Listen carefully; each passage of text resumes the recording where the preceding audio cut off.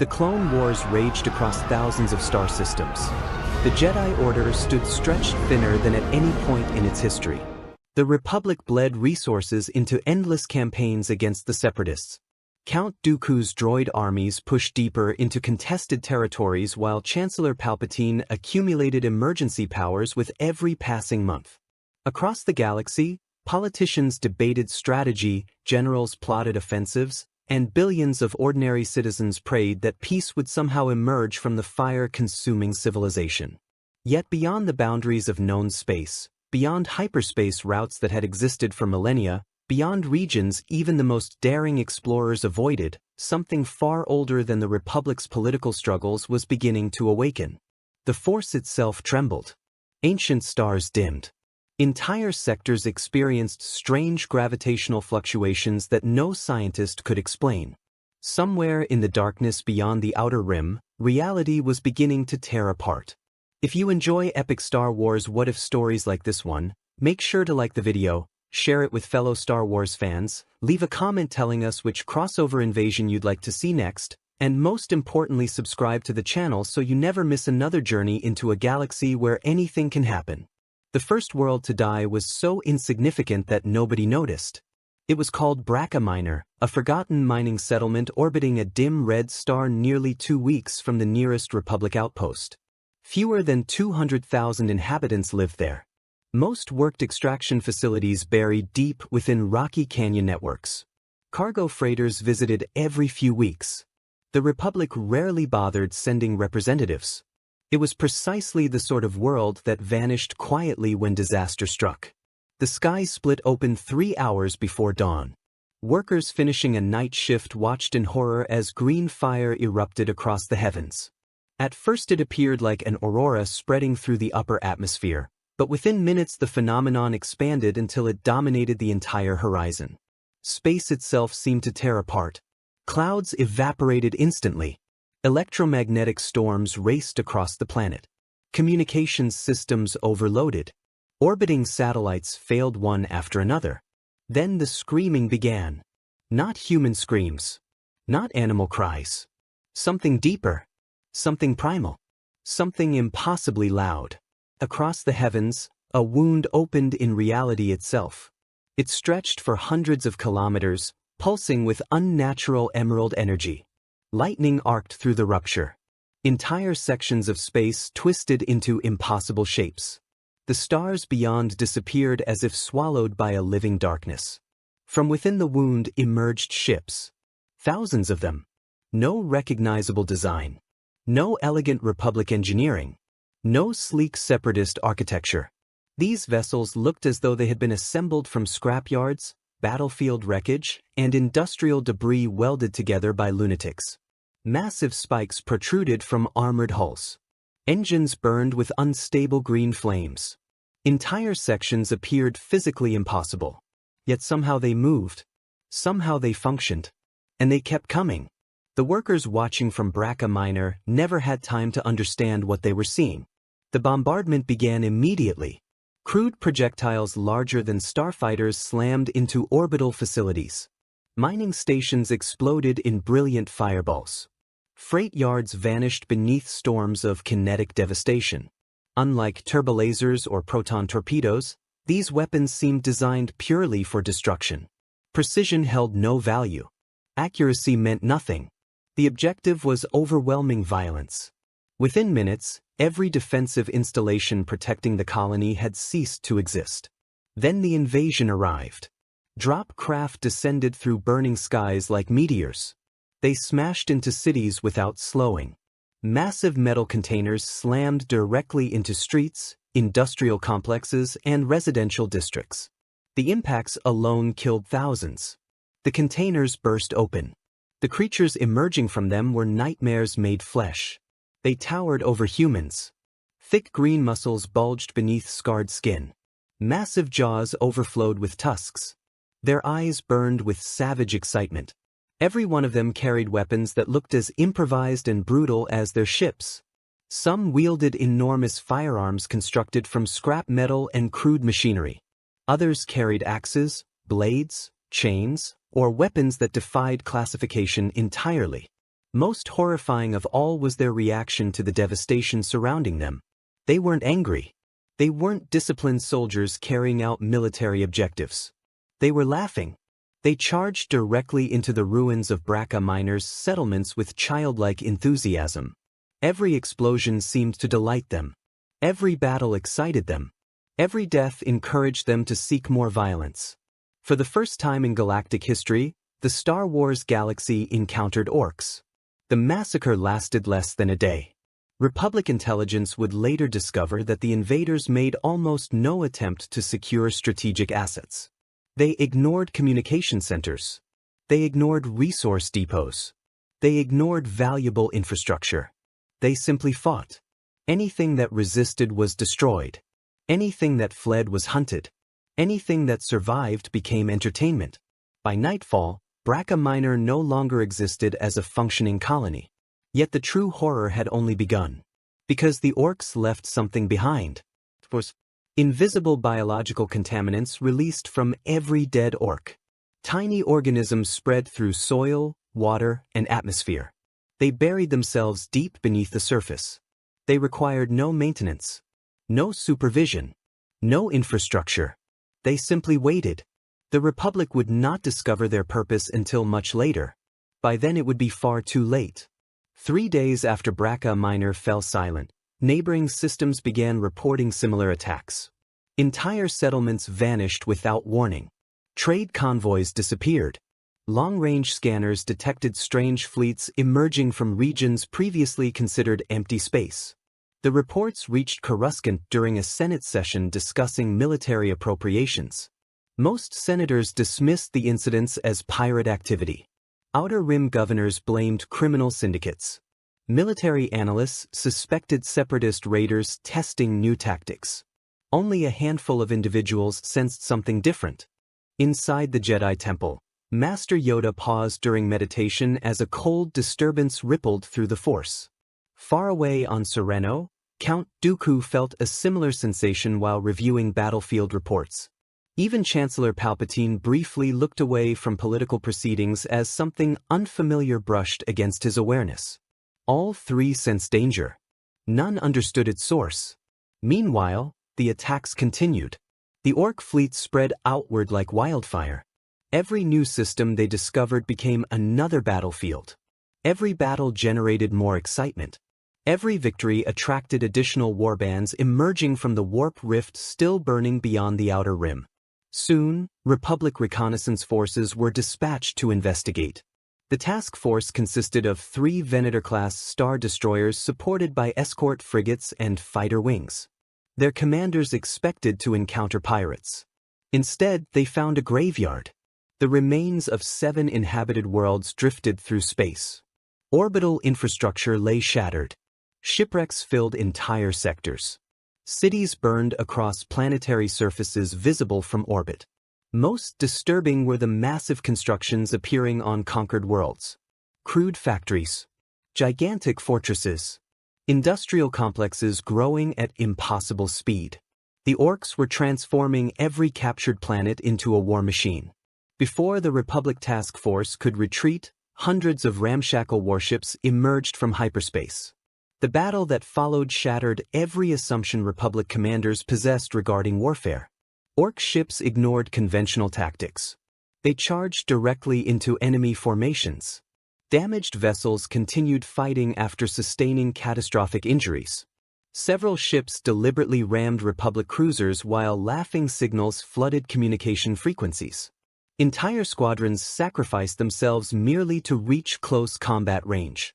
By the time surviving Republic forces escaped, only 1 damaged Star Destroyer remained operational. Its final transmission reached Coruscant 2 days later. The message contained a single warning.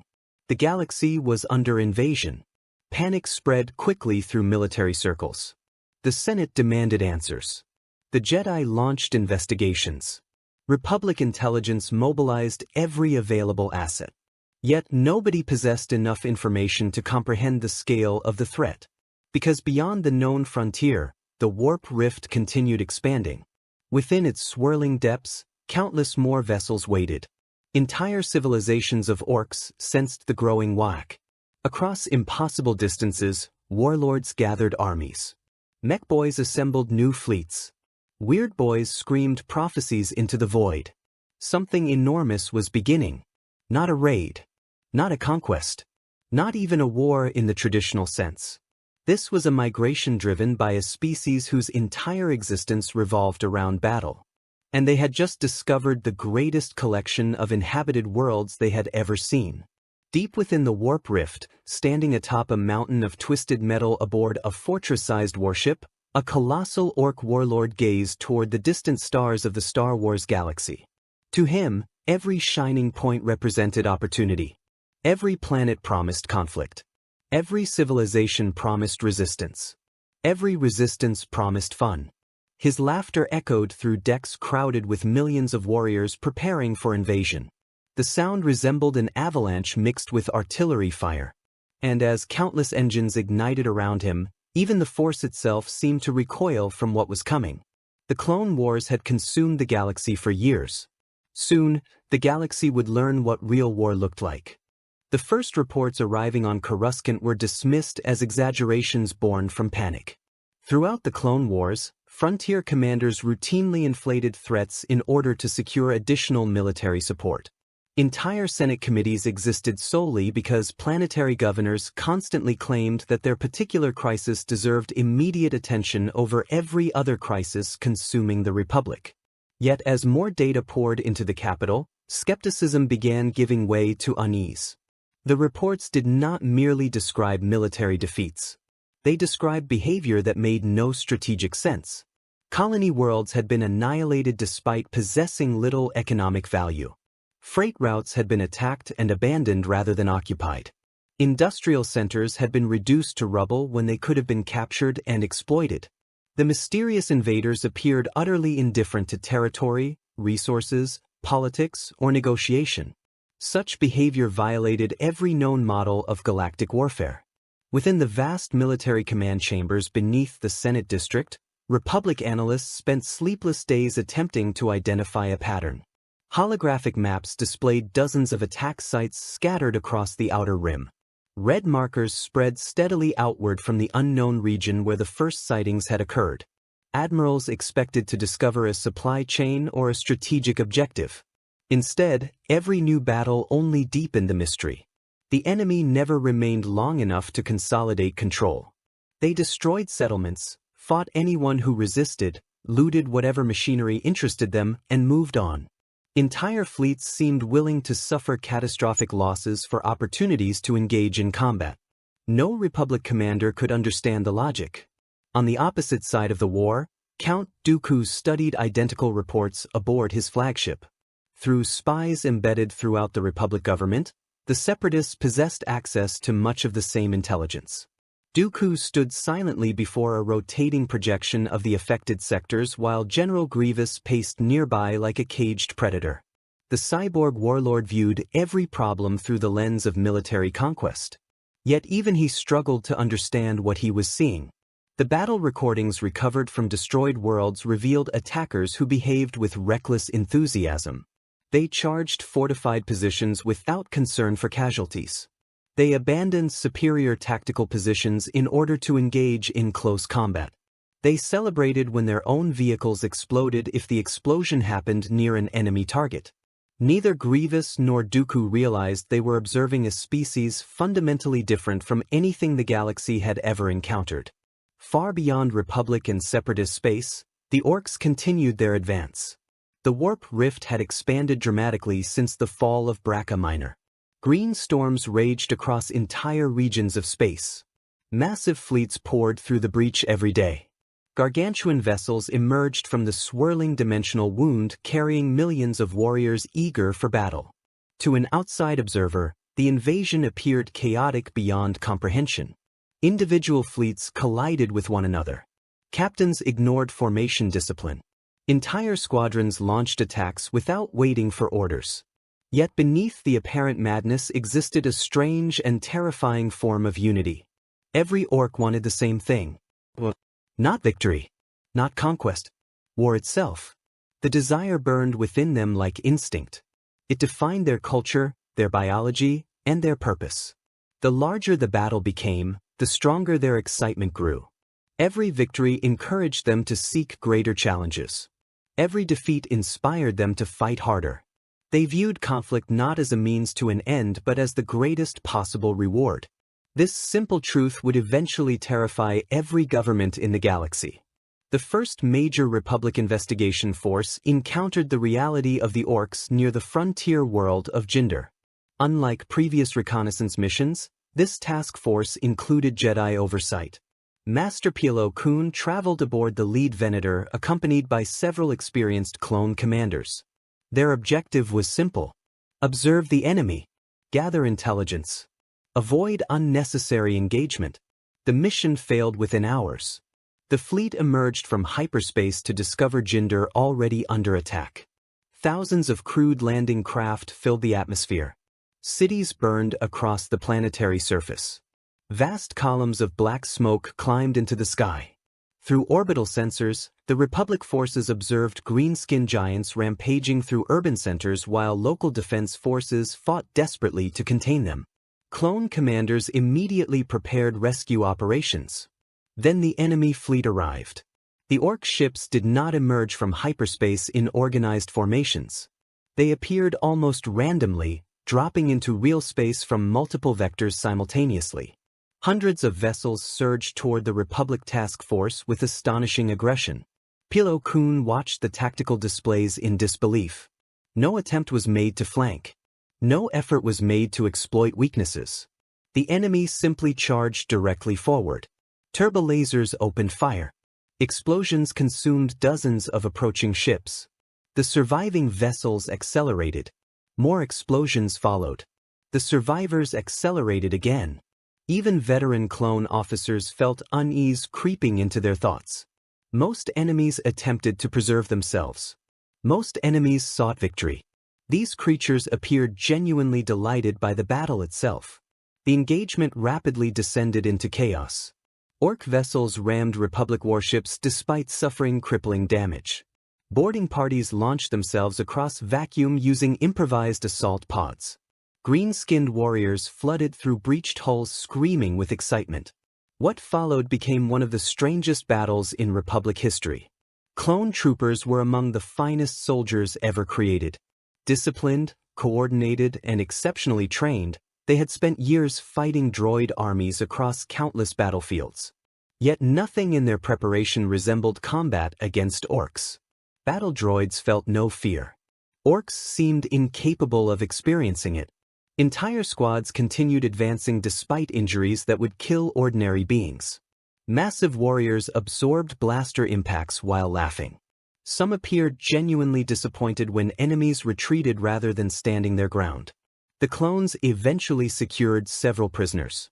That decision would produce perhaps the most important intelligence breakthrough of the entire war. Inside reinforced containment chambers, Republic interrogators attempted to question the captured Orks. The process proved nearly impossible. The prisoners seemed incapable of understanding why anyone would ask about strategic objectives. Questions regarding leadership structures produced confused answers. Questions regarding territorial ambitions generated laughter. Questions regarding political goals resulted in boredom. Eventually, one exhausted intelligence officer simplified the inquiry. "Why you here?" The captured Ork stared at him for several seconds before answering with complete sincerity. "To fight." The officer requested clarification. The answer remained the same. "To fight." Further questioning revealed the horrifying truth. The Orks had not entered the galaxy seeking wealth. They had not come for resources. They had not arrived pursuing ideology or religion. They wanted opponents.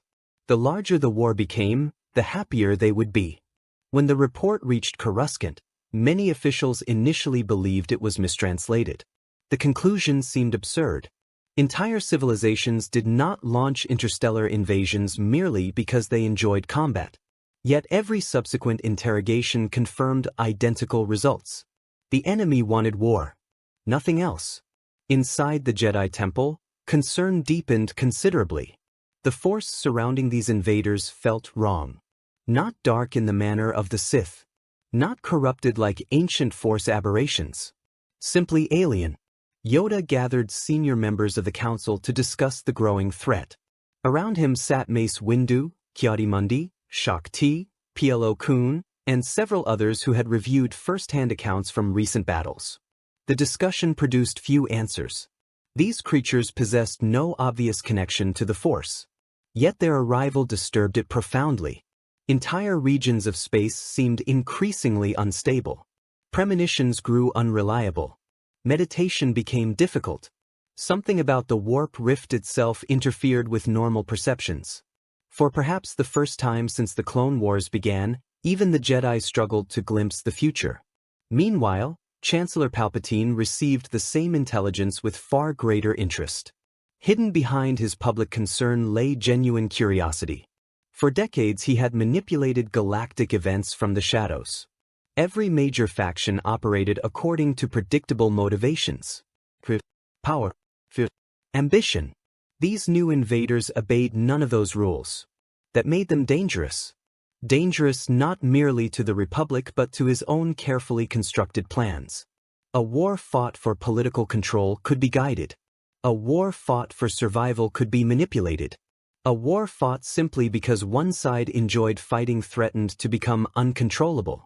And no one understood that danger better than Darth Sidious. Across the galaxy, the attacks intensified. Entire sectors descended into panic. Refugee convoys clogged hyperspace lanes. Frontier worlds begged for military protection. Trade routes collapsed under constant assault. Republic and Separatist commanders alike discovered that traditional deterrence meant nothing against an enemy that viewed battle as entertainment. The more resistance defenders offered, the more determined the Orks became. Every victory attracted larger warbands. Every larger warband generated greater destruction. The invasion was evolving. What had begun as scattered raids was becoming something far worse. Because the Orks were learning.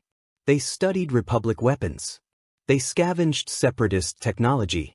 They incorporated captured machinery into their growing fleets. Each battle made them stronger. Each defeat taught them new methods of warfare. And somewhere beyond the outer rim, immense numbers still waited. The galaxy had finally learned what the enemy wanted. Unfortunately, that knowledge offered no comfort whatsoever. Because defeating an enemy is difficult. Stopping an enemy who wants nothing except the chance to keep fighting is something else entirely. And as the green fires of the warp continued spreading through the darkness between stars, the Republic and the Separatists began realizing a terrifying possibility. The Clone Wars might no longer be the greatest conflict in the galaxy. The first year of the invasion transformed fear into horror. When the mysterious green-skinned invaders had first emerged from the warp rift beyond the outer rim, military planners throughout the Republic and Separatist alliance believed they were confronting another hostile civilization. Dangerous civilizations could be understood. Their objectives could be studied. Their logistics could be disrupted. Their leaders could be targeted. Their expansion could eventually be contained. The Orks shattered every one of those assumptions. Entire sectors that had initially survived the first waves of attack began disappearing from galactic maps. Not because they were conquered in any conventional sense, but because they were being transformed into something entirely new. Reconnaissance probes sent to investigate formerly populated systems returned images that left intelligence analysts speechless. Agricultural worlds had become sprawling industrial wastelands.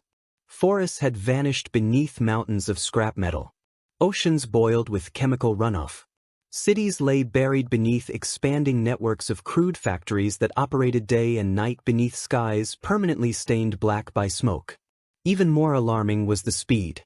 No civilization should have been capable of industrializing planets at such a rate. Yet the Orks were accomplishing exactly that. The explanation emerged from captured biological samples recovered after several major battles. Deep within secure Republic laboratories, scientists studying Ork physiology made a discovery so disturbing that many initially refused to believe it. The creatures were not merely humanoid aliens.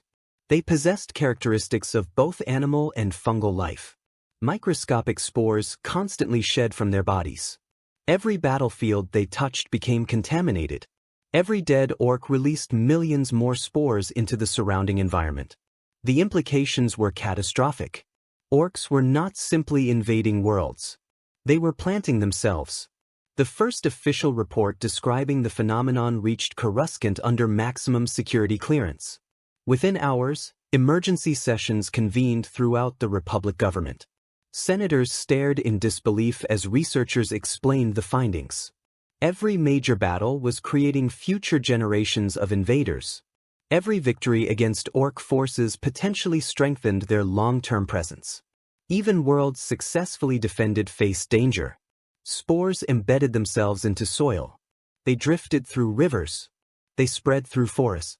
Months later, small populations of Orks could emerge spontaneously from wilderness regions thought secure. No one had ever encountered a species that reproduced through warfare itself. Within the Jedi Temple, the Force carried unsettling echoes of the growing disaster. Master Yoda spent long hours in meditation chambers attempting to understand what the galaxy faced. Around him flowed currents of uncertainty unlike anything he had experienced in centuries. The Clone Wars had always generated suffering, but beneath the conflict existed recognizable patterns. The Force could perceive intentions. It could sense ambitions and fears. It could identify futures shaped by sentient choices. The Orks complicated everything. Their actions generated chaos on a scale that resisted prediction. Entire futures vanished into uncertainty. Worlds that should have remained peaceful erupted into conflict. Systems considered strategically irrelevant suddenly became critical battlegrounds. The Force itself seemed increasingly turbulent around regions touched by the warp. That disturbance worried Yoda far more than the battles themselves. Far beyond Republic space, the Orks continued multiplying. The largest concentration of their forces gathered around the ruined world of Carthax Prime. Before the invasion, Carthax had been a modest mining colony supporting several neighboring systems. Now it had become something unrecognizable. From orbit, the planet resembled a colossal machine. Miles-high smokestacks covered entire continents. Gigantic foundries stretched across former oceans. Mountain ranges disappeared beneath endless fields of factories. Millions of Orks labored constantly, constructing weapons, vehicles, spacecraft, and fortifications from scavenged materials. No central authority coordinated the effort. No government directed production. Yet somehow everything functioned. Crude warships rolled from assembly yards. Massive armored vehicles emerged from industrial complexes. Weapons factories operated around the clock. The entire planet existed for a single purpose: preparing for bigger wars. Republic reconnaissance teams observing Carthax struggled to comprehend the scale of the transformation. Clone intelligence officers repeatedly compared sensor readings against historical records, convinced equipment malfunctions were generating inaccurate results. The numbers remained consistent. The Orks had converted an insignificant mining colony into one of the largest industrial centers in the sector within less than a year. Such growth should have been impossible. Unfortunately, impossibility had become increasingly common since the invasion began. The Separatists learned this lesson firsthand during the Battle of Vornik. Confident in their numerical superiority, a major droid fleet launched an assault against a newly established Ork stronghold. Tactical projections indicated overwhelming odds. Thousands of warships supported millions of battle droids. The objective seemed straightforward: destroy the Orks before they expanded further. Initially, the operation succeeded. Orbital bombardments devastated surface defenses. Landing forces secured critical industrial zones. Entire Ork settlements disappeared beneath concentrated firepower. Then the situation changed. The Orks welcomed the escalation. As larger battles erupted across Vornik, more Orks emerged from hidden tunnels and underground breeding grounds. The fighting intensified dramatically. What began as a military campaign evolved into a sprawling conflict encompassing entire continents. And the Orks loved every moment. Separatist commanders soon realized they faced an enemy that grew stronger during prolonged warfare. The longer combat continued, the larger and more aggressive the Orks became. New warbands appeared continuously. Improvised vehicles rolled directly from battlefield workshops. captured droid components reappeared integrated into bizarre hybrid machines. Within weeks, the Separatists abandoned Vornek entirely. The planet belonged to the Orks. Another world lost. Another factory planet added to the growing Green Empire. The Republic encountered similar disasters throughout the Outer Rim. Frontier sectors collapsed under relentless pressure. Refugee populations surged into neighboring systems. Planetary governments pleaded desperately for assistance that increasingly could not be provided. The Clone Wars had already stretched military resources thin. Now an entirely new threat demanded attention. Chancellor Palpatine used the crisis expertly. Emergency powers expanded further. Military budgets increased dramatically. Republic citizens accepted greater security measures in exchange for protection. Fear became a powerful political tool. Yet even Palpatine privately recognized the danger. The Orks were destabilizing his timetable. Every world diverted toward combating the invasion represented resources unavailable for his carefully orchestrated war. Every fleet reassigned to frontier defense complicated future plans. Most troubling of all, the invasion created opportunities for cooperation between Republic and Separatist forces. Several local commanders had already formed unofficial truces when confronted with overwhelming Ork assaults. Such unity threatened the conflict upon which Sidious depended. Meanwhile, Count Dooku reached similar conclusions from the opposite side. The Sith Lord observed increasingly frequent instances of Republic and Separatist units fighting alongside one another during emergency situations. Temporary alliances formed out of necessity. Shared survival often mattered more than political ideology when facing waves of green-skinned warriors determined to kill everyone equally. The trend could not continue. Yet neither Sith possessed an immediate solution. For perhaps the first time in decades, events unfolded beyond their direct control. The true scale of the crisis finally became impossible to ignore following the fall of the Tarsus Corridor. The corridor represented one of the most important trade routes in the Outer Rim. Hundreds of systems depended upon its continued operation. Republic economists considered it essential infrastructure. Within 6 months, it ceased to exist. Ork warbands captured key junction worlds. Factory planets emerged throughout the region. Shipping lanes became death traps. Merchant fleets vanished. Entire sectors found themselves isolated from galactic commerce. Economic disruptions spread rapidly. Prices surged throughout the Republic. Industrial shortages appeared across countless worlds. Refugee crises intensified. The invasion no longer threatened only frontier regions. Its consequences reached the core worlds themselves. Citizens on Coruscant who had never seen an Ork began feeling the impact. Food costs rose. Manufacturing slowed. Political tensions increased. The war was coming closer. Inside military headquarters, Republic strategists developed increasingly desperate proposals. Some advocated exterminating contaminated worlds before Ork populations matured. Others suggested establishing quarantine zones encompassing entire sectors. A few even recommended temporary cooperation with separatist forces. None of the options offered genuine solutions. Destroying one Ork world accomplished little when dozens more already existed. Quarantine efforts failed because Ork fleets constantly expanded beyond containment lines. Military victories remained temporary. Every battle produced more spores. Every spore created future threats. The invasion possessed momentum unlike anything the galaxy had ever experienced. The Jedi sensed it as well. During missions across affected regions, Jedi Knights reported disturbing patterns. Worlds touched by Ork occupation changed spiritually as well as physically. The natural harmony of ecosystems deteriorated. Ancient force nexuses became clouded.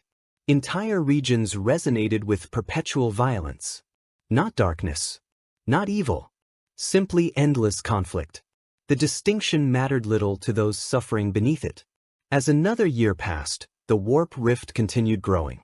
Astronomers tracked its expansion with increasing alarm. The dimensional wound visible beyond the outer rim now stretched across unimaginable distances. Green lightning flashed constantly within its depths. Vast shadows moved behind the storms. More fleets emerged every month.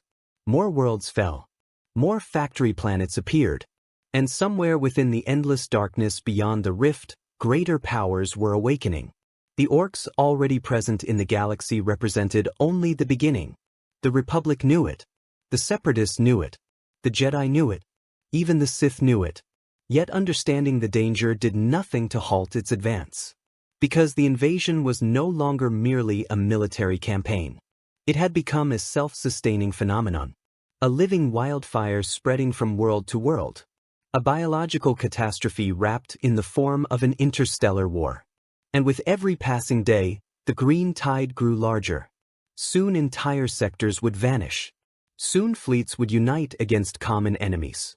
Soon the clone wars themselves would begin changing shape beneath the weight of a threat unlike anything Star Wars history had ever recorded. The WAAAGH was growing, and the galaxy was running out of time.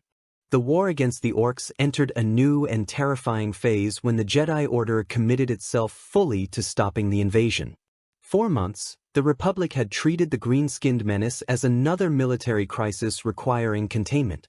Entire fleets had been dispatched to threatened sectors. Clone armies had reinforced frontier worlds. Emergency powers had expanded military authority across countless systems. Yet despite these efforts, the green tide continued spreading outward from the outer rim with relentless momentum. Every battle produced new warbands.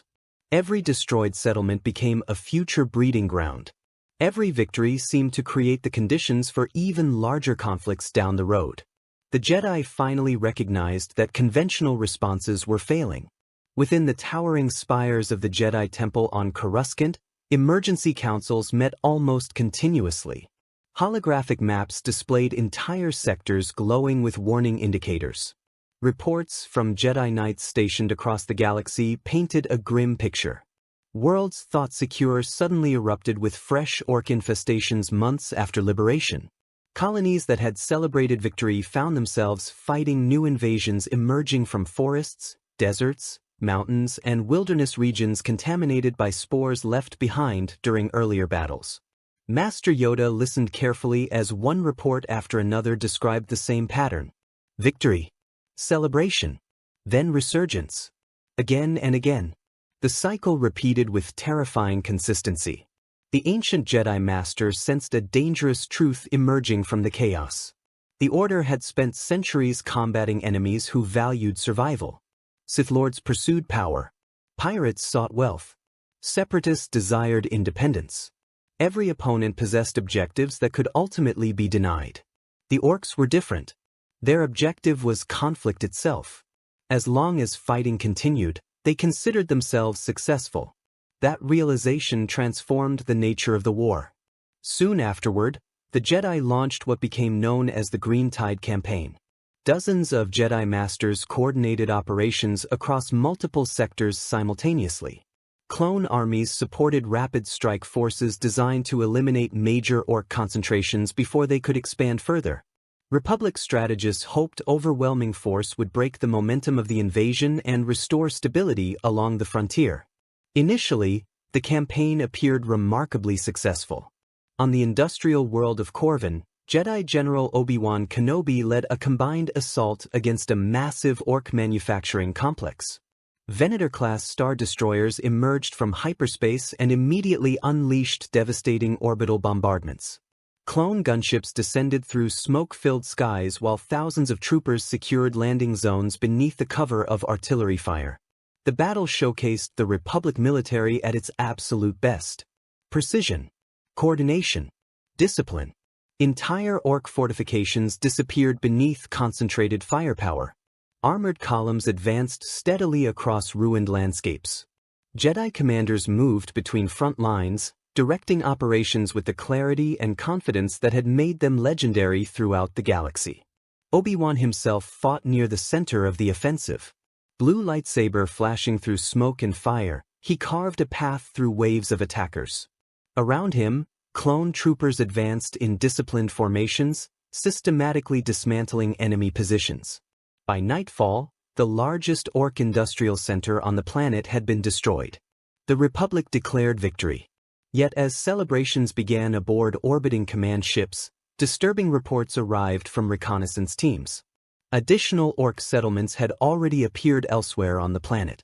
Entire new warbands were emerging from contaminated regions previously believed secure. The victory had eliminated one concentration of Orks. It had not eliminated the infestation. What happened on Corvin repeated across dozens of worlds. Jedi victories became increasingly common. Permanent success remained elusive. On Targus, Master Plo Koon personally led fighter squadrons during one of the largest space engagements of the invasion. Hundreds of Republic vessels confronted a vast Ork fleet moving toward critical hyperspace routes. The resulting battle filled entire sectors of space with wreckage and burning debris. The Republic won decisively. Nearly 70% of the enemy fleet was destroyed. Yet surviving Ork vessels simply scattered toward neighboring systems, spreading the invasion rather than ending it. Elsewhere, Master Shaak Ti achieved spectacular success defending refugee convoys threatened by Ork raiders. Her forces rescued thousands of civilians and eliminated multiple warbands. Months later, spores from those same destroyed warbands produced entirely new populations across 3 different worlds. Every victory generated fresh complications. Every triumph carried hidden costs. Slowly, the Jedi began realizing that they were confronting something unlike any enemy in galactic history. The strain on the Order intensified dramatically. For years, the Clone Wars had already forced Jedi Knights into roles many considered deeply troubling. Peacekeepers had become generals. Diplomats had become military commanders. Guardians of Harmony now spent much of their lives directing warfare across countless battlefields. The Ork invasion magnified those tensions. Young Jedi found themselves fighting constantly. Older masters spent less time studying the Force and more time planning military campaigns. Entire generations of Jedi increasingly measured success through battlefield victories. The situation troubled many within the Order. Some sensed the danger immediately. Among them was Master Yoda. From his private meditation chambers, he observed the growing conflict with mounting concern. Every major victory against the Orks seemed to demand greater military commitment. Every new campaign required additional Jedi involvement. The Order was becoming increasingly consumed by warfare. The Green Tide threatened more than planets. It threatened the very identity of the Jedi themselves. Unfortunately, events offered little opportunity for philosophical reflection. The invasion continued accelerating. The most devastating example occurred on the world of Malvek. Malvek had once served as a prosperous agricultural center supporting dozens of nearby systems. Rich soil and stable climates made it one of the most productive farming worlds in the region. When Ork forces first arrived, Republic defenders responded swiftly. Jedi-led armies crushed the invasion within weeks. The operation was celebrated as a textbook success. Then came the spores. Hidden beneath fields and forests, microscopic contaminants survived the campaign. Months passed without incident. Citizens resumed normal lives. Agricultural production recovered. Refugees returned home.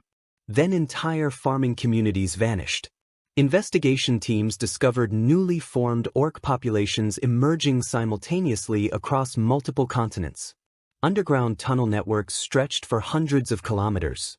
Improvised workshops appeared seemingly overnight. Small warbands rapidly evolved into major military forces. Within 6 months, Malvek required a second liberation campaign. Within a year, a third. By the time the Republic finally abandoned the world, it had become another Ork factory planet. The lesson was impossible to ignore. Destroying Orks in battle often created future Orks. The realization spread throughout military leadership.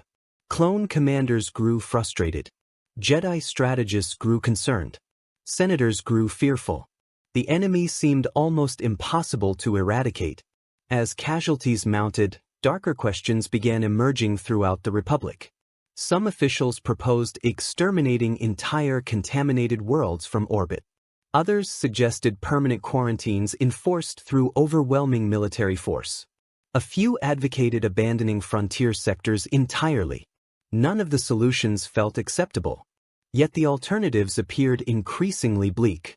Meanwhile, the Orks interpreted events very differently. From their perspective, the war had never been better. The Jedi represented magnificent opponents. Clone troopers fought bravely. Republic fleets provided endless opportunities for glorious combat. Every campaign generated larger battles than the one before. Every victory by the Republic inspired the Orks to seek even greater challenges. The invasion was thriving precisely because resistance remained strong. Deep within the warp rift, enormous concentrations of Ork forces continued gathering. Massive fleets assembled around colossal warlords whose ambitions extended far beyond individual planets. Rumors spread among captured prisoners regarding a coming waaagh unlike anything yet witnessed. Republic intelligence dismissed many such stories as exaggeration. The Jedi were less certain. The Force carried warnings difficult to ignore. Visions became increasingly violent. Meditation sessions revealed images of burning worlds and collapsing sectors. Entire regions of the galaxy seemed poised on the edge of catastrophe. Even worse, the growing conflict was beginning to affect relationships between the Republic and Separatists. Temporary truces became more common. Joint operations occasionally emerged out of necessity. Local commanders increasingly viewed the Orks as a greater threat than one another. Such cooperation created opportunities. It also created dangers.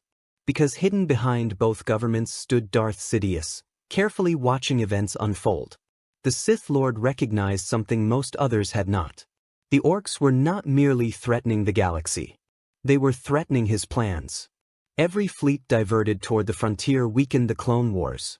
Every moment of cooperation between Republic and Separatist forces undermined years of manipulation. Every Jedi victory against the Green Tide enhanced public faith in the Order. The invasion was becoming a variable he could not fully control. And Darth Sidious hated uncertainty. As the Green Tide campaign entered its second year, the Jedi finally accepted a grim truth.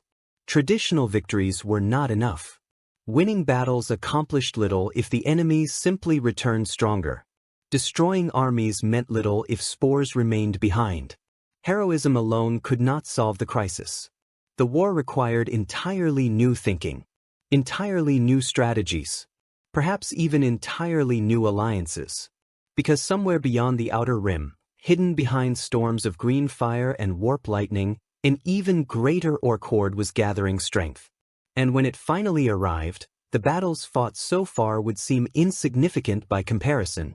The Jedi had won countless victories. The tragedy was that the war was only getting bigger. The Clone Wars had already fractured the galaxy long before the Orks arrived. Ancient rivalries divided star systems. Criminal syndicates fought shadow wars for territory and profit. Bounty hunters crossed hyperspace lanes pursuing fortunes measured in blood and credits. Mandalorian clans struggled with internal conflicts that stretched back generations. Independent frontier worlds trusted neither the Republic nor the Separatists. Entire sectors survived only because local leaders learned how to navigate a galaxy consumed by endless political turmoil. For decades those divisions had remained constant. Then the Orks arrived. And suddenly everyone discovered there were enemies far worse than each other. The transformation began gradually. At first, criminal organizations treated the invasion as merely another opportunity. The Hutt cartels attempted to profit from refugee movements. Black market merchants sold weapons to terrified frontier colonies. Pirate fleets preyed upon weakened shipping lanes abandoned by overstretched Republic patrols. The logic made sense. War created opportunities. Fear generated profits. Such principles had guided the underworld for generations. Then the Orks started attacking criminal worlds. The first major shock came when the notorious smuggler haven of Vesh disappeared from hyperspace communications. Vesh sat beyond several major trade routes and served as a critical hub for smugglers, mercenaries, bounty hunters, and black market traders. Republic authorities largely ignored its existence. Separatists occasionally used it as neutral ground. Criminal syndicates considered it untouchable. No one imagined it could fall. When contact ceased, Most assumed another gang war had erupted. The truth proved far worse. Weeks later, a heavily damaged freighter escaped the system carrying survivors. Their stories spread rapidly throughout the underworld. Entire cities had been overwhelmed by green-skinned warriors who seemed to emerge endlessly from every direction. Smuggling fleets had attempted evacuation only to find Ork spacecraft waiting beyond the atmosphere. Defensive fortifications collapsed beneath overwhelming numbers. Within days, Nar Vesh ceased to exist as a criminal sanctuary. Within months, it became another Ork war world. The message reached every syndicate in the galaxy. The Orks did not care about politics. They did not respect territories. They did not negotiate. They simply attacked. For the first time in living memory, rival criminal organizations found themselves facing a common threat. The realization spread quickly across the Outer Rim. Meanwhile, bounty hunters experienced their own rude awakening. The invasion initially appeared lucrative. Governments offered enormous rewards for intelligence, reconnaissance, and targeted eliminations. Independent operators flocked toward conflict zones seeking fortunes. Many never returned. One of the earliest examples involved a coalition of veteran bounty hunters contracted to eliminate an emerging Ork war boss on the frontier world of Draxus. The hunters possessed decades of experience. Several had successfully tracked Jedi. Others specialized in hunting dangerous predators across hostile worlds. Against ordinary targets, they would have been unstoppable. Against the Orks, experience proved insufficient. Only 2 survived. Their reports painted a grim picture. The war boss had not hidden from pursuit. He had welcomed it. Every attempt at stealth became an invitation to battle. Every carefully planned ambush transformed into open warfare involving hundreds of additional Orks. What should have been a precise assassination mission evolved into a planetary-scale running battle. The surviving hunters returned with warnings few initially believed. The Orks made normal warfare impossible. They corrupted every situation through sheer aggression. Soon, even the most hardened bounty hunters began avoiding contaminated sectors whenever possible. The risk outweighed the reward. The greatest transformation occurred among the Mandalorians. Throughout galactic history, few warrior cultures rivaled the reputation of Mandalore. Their clans had battled Jedi, Sith, Republic armies, and countless other enemies. Combat defined their identity. Honor emerged through strength. Glory came through victory. Initially, many Mandalorians viewed the Orks with curiosity. Then they encountered them. The first major clash occurred near the world of Keldabe Minor.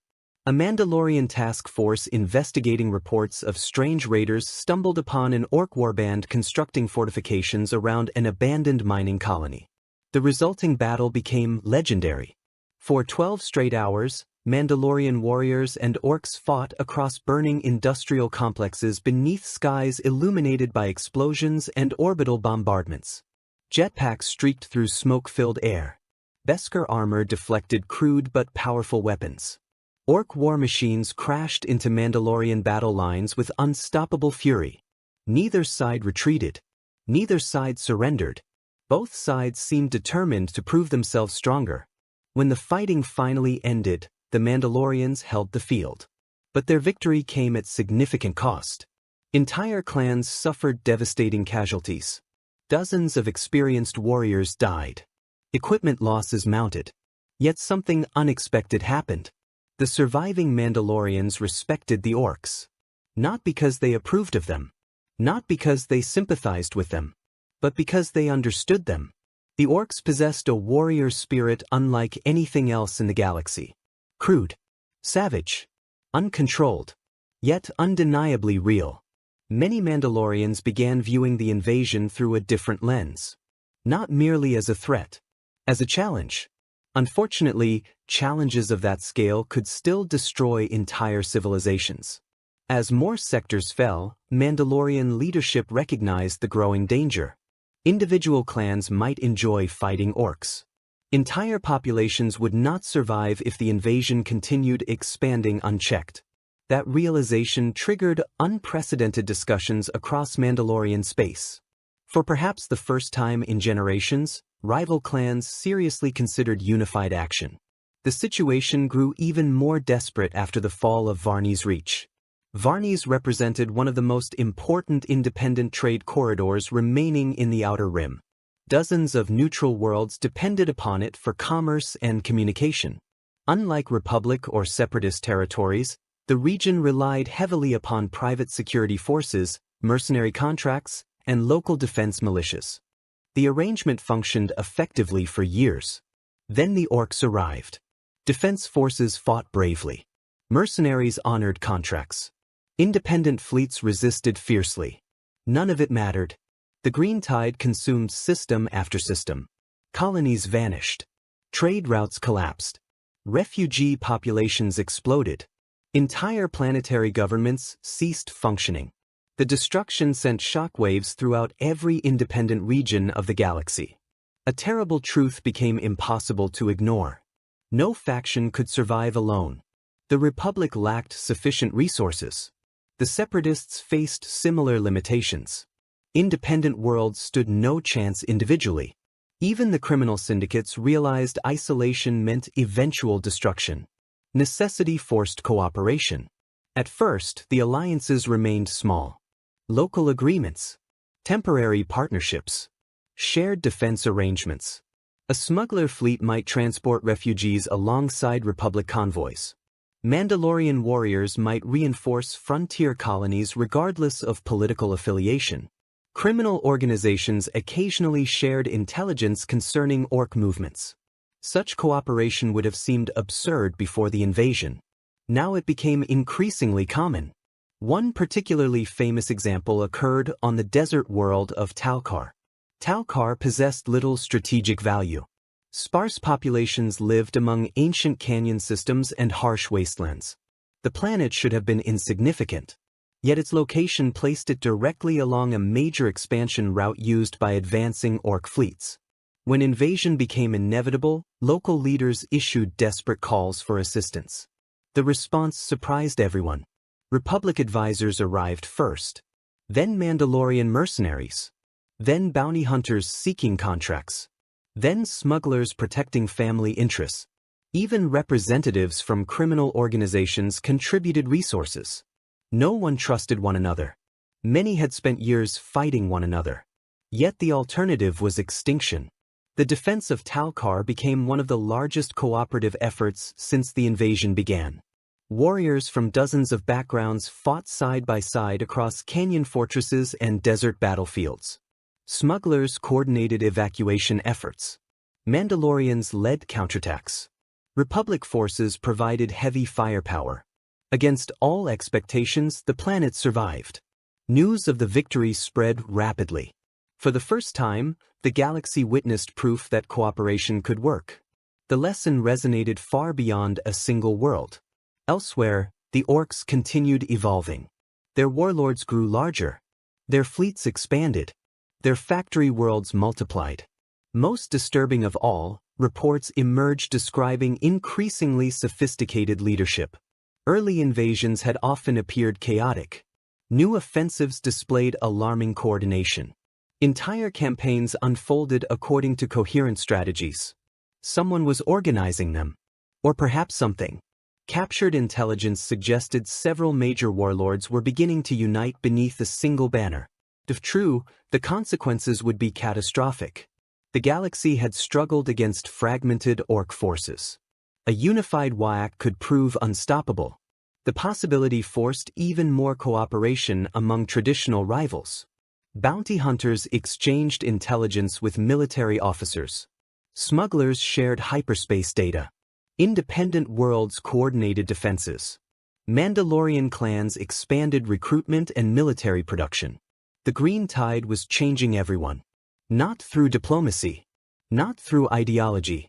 Through survival. Even the Jedi observed the shift with cautious interest. For years, the Clone Wars had driven divisions deeper across the galaxy. Hatred and suspicion flourished everywhere. Yet the invasion created unexpected opportunities. Enemies occasionally became allies. Rivals sometimes fought side by side. The Force reflected those changes. Amid growing darkness and violence, small sparks of unity appeared. Whether they would survive remained uncertain. Because beyond the frontier, deeper within Ork-controlled space, something enormous was beginning to move. Reconnaissance probes vanished. Long-range sensors detected impossible concentrations of ships. Entire sectors went silent. Veteran Mandalorian scouts returned carrying disturbing reports of massive war fleets assembling around newly emerged warlords whose power dwarfed anything previously encountered. The scattered invasions devastating the Outer Rim were no longer isolated campaigns. They were preparations. The real offensive had not yet begun. And when it arrived, every alliance forged so far would be tested beyond its limits. Because the monsters threatening the galaxy were growing stronger. And for the first time, the galaxy's warriors were beginning to realize they might need each other to survive. As the green tide continued consuming world after world, another war unfolded far from the battlefields. It was a quieter conflict. A conflict hidden behind Senate chambers, secret meetings, encrypted transmissions, and carefully crafted lies. For years, Darth Sidious had manipulated the galaxy with extraordinary precision. Every crisis served a purpose. Every battle advanced a greater design. The Republic and Separatists believed themselves locked in a struggle for the future, unaware that both sides danced according to the will of a single Sith Lord hidden behind layers of deception. The Clone Wars were never meant to produce victory. They were meant to produce control. Every fleet movement, every political crisis, every military setback gradually pushed the galaxy toward the future Sidious desired. A future called Empire. Then the Orks arrived. At first, Palpatine viewed the invasion as merely another opportunity. The Supreme Chancellor sat within his private office overlooking the endless cityscape of Coruscant, studying reports from the frontier. Entire sectors burned. Refugee populations grew daily. Republic military resources stretched thinner with each passing month. To most observers, the situation appeared catastrophic. To Palpatine, it appeared useful. Fear was one of the most powerful political tools in existence. Terrified populations accepted restrictions they would normally reject. Senators approved emergency measures they would otherwise oppose. Entire governments surrendered authority when confronted by existential threats. The Orks created fear on a galactic scale. Therefore, they created opportunity. Palpatine initially intended to exploit the invasion exactly as he had exploited every other crisis.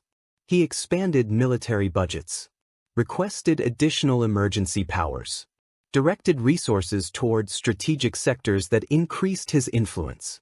Publicly, he appeared as the determined leader guiding civilization through unprecedented danger. Privately, he celebrated the possibilities unfolding before him. The invasion might actually accelerate his rise. At least, that was what he believed initially. Then the reports began arriving. The first warning came from systems beyond Republic space. Entire sectors vanished. Not conquered. Not occupied. Erased. Long-range intelligence networks reported Ork populations growing at rates that defied conventional logic. Worlds liberated months earlier fell again. Fleets destroyed in battle somehow reappeared larger than before. Military analysts struggled to explain how the enemy continued expanding despite suffering staggering losses. Palpatine reviewed the data carefully. The numbers disturbed him. Not because they threatened the Republic. Because they threatened his plans. A successful conspiracy depends upon predictability. The Sith Lord controlled countless variables across the galaxy. Senators could be manipulated. Jedi could be misled. Corporations could be influenced. Military commanders could be maneuvered. The Orks obeyed none of those rules. They possessed no political ambitions. No economic interests. No negotiable objectives. They could not be bribed. Could not be intimidated. Could not be reasoned with. They simply wanted war. And war was the one thing Sidious could never fully control. Meanwhile, on the opposite side of the conflict, Count Dooku reached similar conclusions. The former Jedi Master observed events from the Separatist capital with growing concern. Unlike many Separatist leaders, Dooku possessed a strategic mind capable of seeing beyond immediate battles. He understood the deeper implications of the invasion. At first, he viewed the Orks as useful distractions. Republic fleets diverted toward the frontier weakened opposition elsewhere. Political instability created opportunities for separatist expansion. Economic disruption strained already fragile alliances. The invasion appeared advantageous. Then Ork fleets began attacking separatist worlds. Unlike the Republic, the Confederacy relied heavily upon industrial production. Massive factory complexes supplied endless droid armies. Mining worlds provided critical resources. Transportation networks connected thousands of systems across enormous distances. The Orks targeted all of it. Factories burned. Supply routes collapsed. Entire production centers disappeared beneath green invasions. Dooku quickly realized a disturbing truth. The Orks could not distinguish between Republic and Separatist territories. Nor did they care. To them, every world represented a battlefield. Every population represented future opponents. Every army represented entertainment. The invasion threatened both sides equally. The realization produced a rare moment of agreement between two men who secretly considered themselves enemies. Although neither knew the other's full thoughts, both Sidious and Dooku independently arrived at the same conclusion. The Orks represented something dangerous. Not merely because they were powerful, because they were uncontrollable. For years, Sith manipulation depended upon understanding ambition. Politicians sought influence. Business leaders pursued wealth. Military commanders desired victory. Jedi followed predictable moral principles. Everyone wanted something that made them vulnerable. The Orks wanted only conflict that made them unpredictable. Palpatine nevertheless refused to abandon his efforts. If the invasion could not be controlled directly, perhaps it could still be redirected. Secret Sith agents began spreading misinformation throughout contested sectors. Intelligence networks leaked selective reports designed to steer Ork attacks toward specific targets. Sabotage operations weakened strategic defenses in regions considered politically useful. The plan seemed elegant. Encourage the green tide to destroy enemies while protecting valuable assets. Unfortunately, reality refused to cooperate.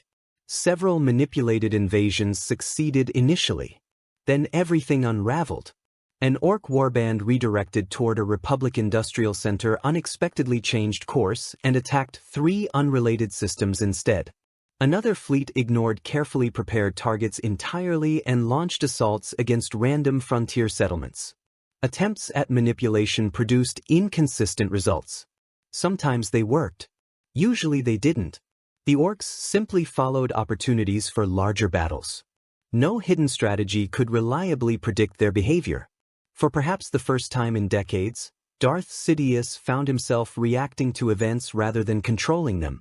The experience infuriated him. Elsewhere, Dooku attempted a different approach.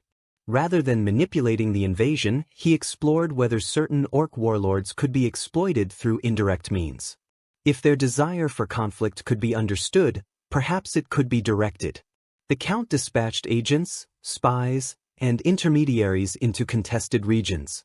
Most never returned. Those who did delivered troubling reports. Ork leadership operated according to principles utterly alien to conventional politics. Alliances existed only until better fights appeared elsewhere. Agreements carried no value. Long-term planning remained secondary to immediate opportunities for violence. Negotiation proved impossible.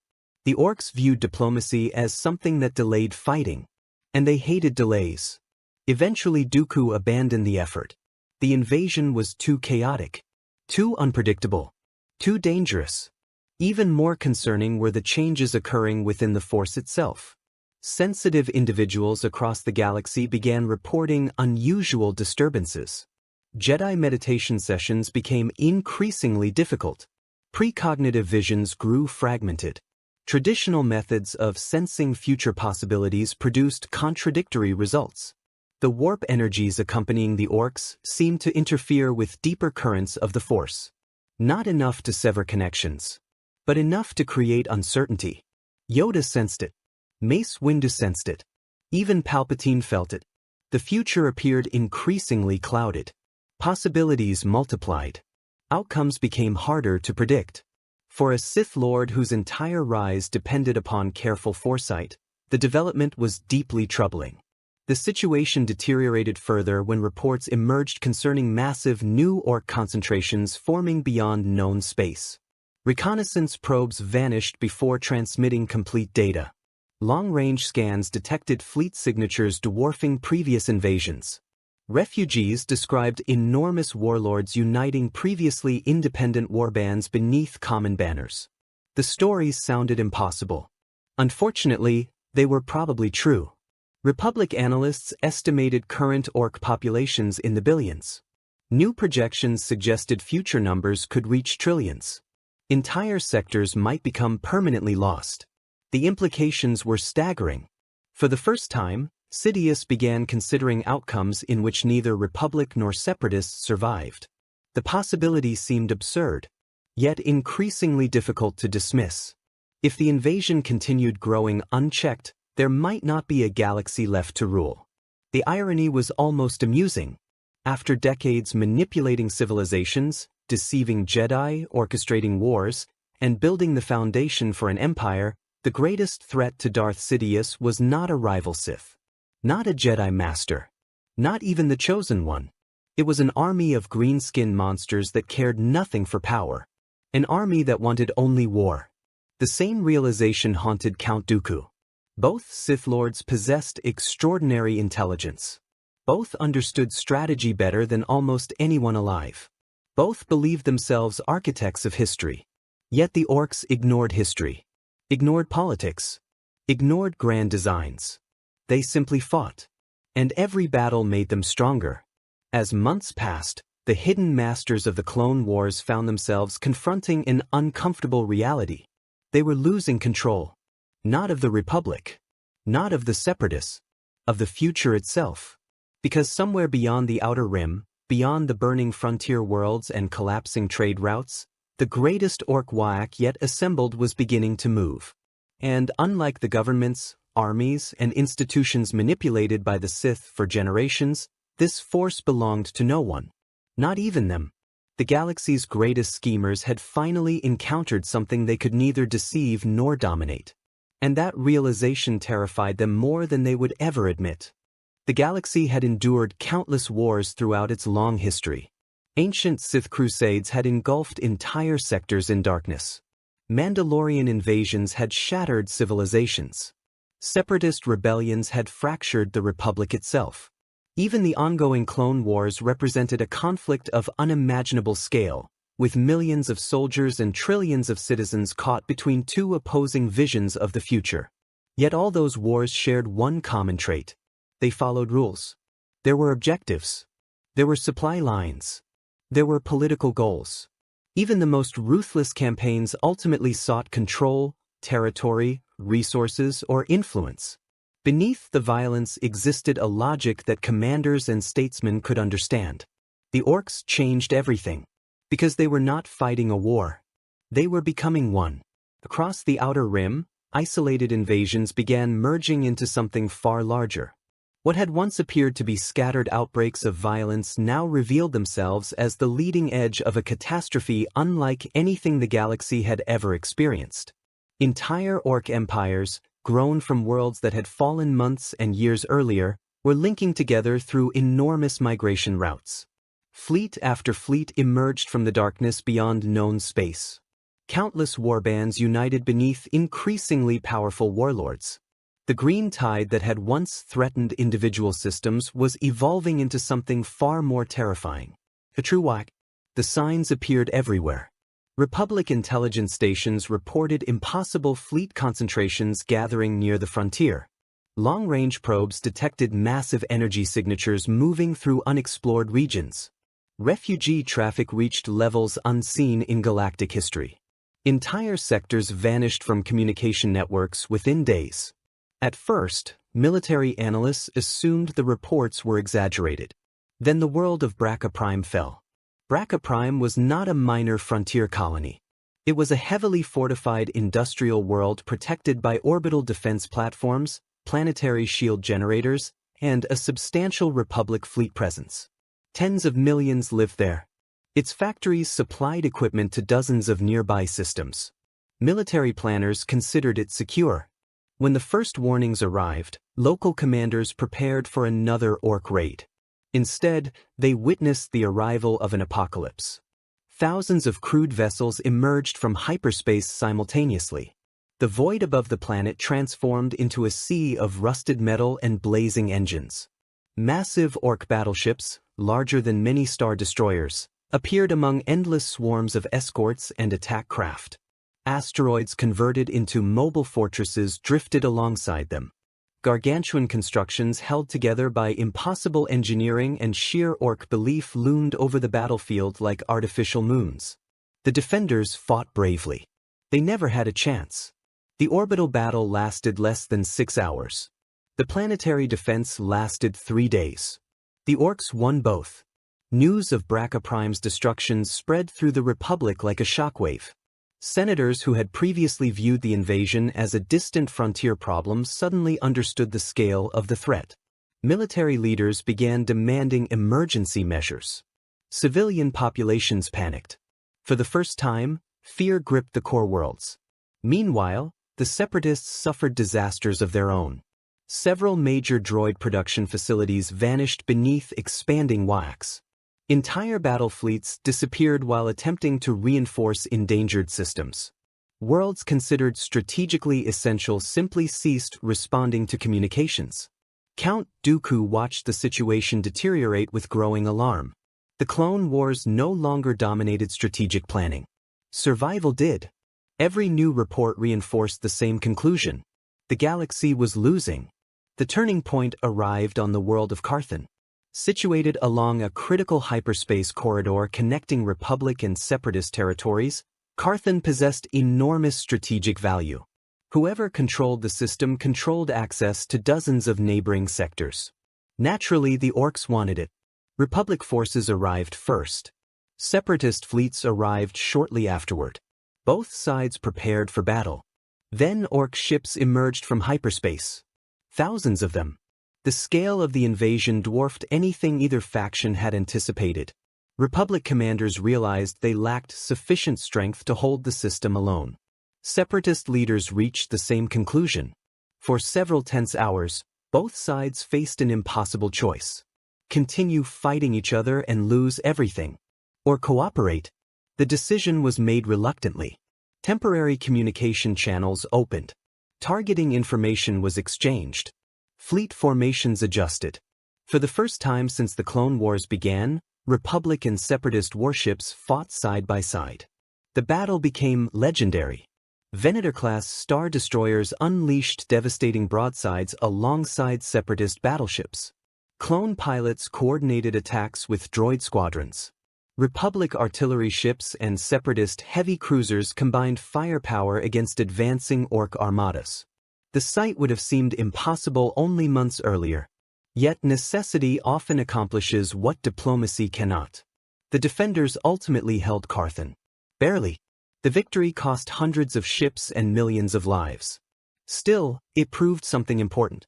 The Orks could be stopped. But only together. Unfortunately, cooperation remained rare. Political realities complicated everything. Republic senators distrusted Separatist motives. Separatist leaders feared manipulation.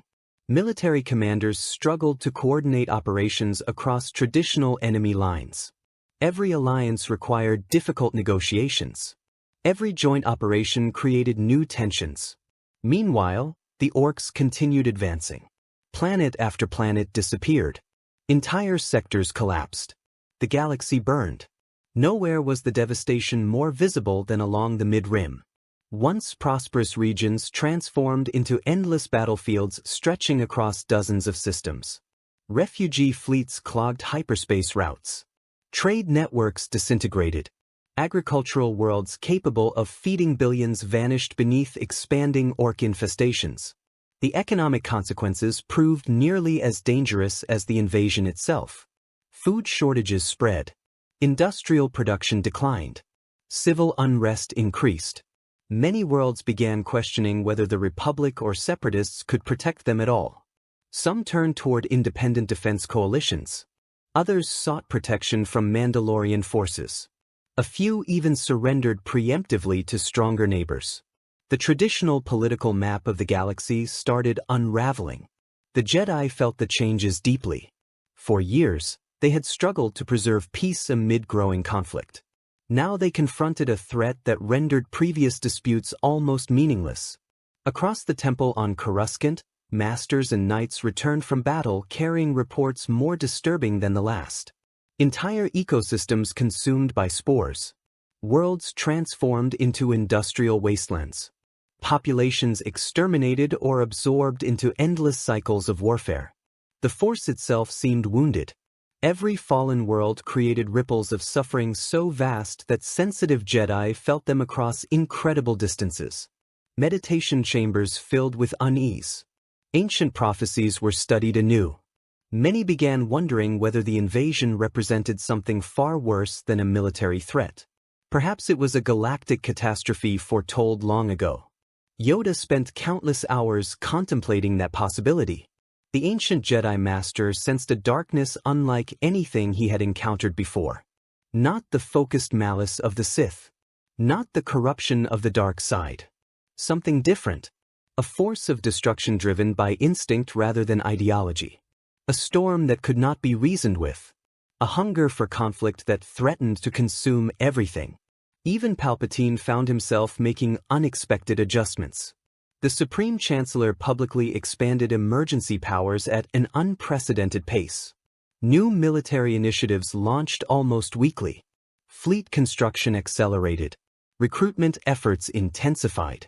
Most citizens assumed he acted to save the Republic. In truth, he acted to save his plans. Every month the invasion continued increased uncertainty. Every Ork victory endangered the future empire he intended to create. For perhaps the first time in decades, Palpatine faced events beyond his control. And he hated it. Beyond known space, however, the true scale of the disaster remained hidden. Scattered reconnaissance missions occasionally returned with fragments of information. Their reports painted terrifying pictures.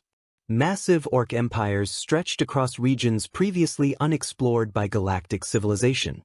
Entire worlds functioned as colossal war factories. Asteroid belts had been transformed into mobile shipyards. Fleets numbering in the tens of thousands assembled beneath increasingly powerful warlords. The invasion's devastating Republic and Separatist space represented only a fraction of Ork strength. The realization horrified everyone who learned the truth. Because if the current offensives already threatened galactic collapse, what would happen when the main WAAAGH arrived? No one possessed a comforting answer. The question haunted military strategists across every faction. It haunted Jedi. It haunted Sith. It haunted senators and warlords alike. Even hardened Mandalorian warriors began preparing for conflicts unlike any their people had ever faced. The galaxy stood at a crossroads. The Clone Wars still raged. Republic and Separatist fleets still fought one another. Political rivalries remained unresolved. Yet increasingly those conflicts felt insignificant compared to what approached from the darkness beyond the frontier. The old war was dying. A new one was being born. And unlike the carefully controlled conflict engineered by the Sith, this war possessed no master. No hidden purpose. No ultimate objective beyond endless violence. As countless worlds burned beneath green skies and expanding waaagHs, one terrible truth became impossible to ignore. If the galaxy failed to unite, there would soon be no galaxy left to rule. Only battlefields. Only ruins. Only war. Exactly the future the Orks desired. The galaxy had survived another year. Barely. Worlds still burned. Refugee fleets still clogged hyperspace lanes. Republic and Separatist commanders continued fighting desperate holding actions across hundreds of systems. Every major government remained locked in a constant struggle to contain the green tide before it consumed yet another sector. For many leaders, survival itself felt like victory. What none of them realized was that the true invasion had not yet begun.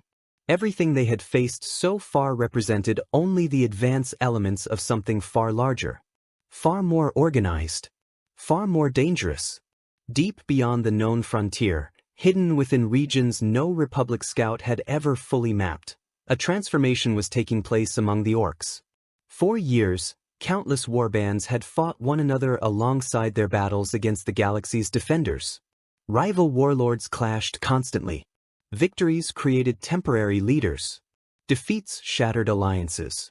The endless cycle of combat formed the foundation of Ork existence.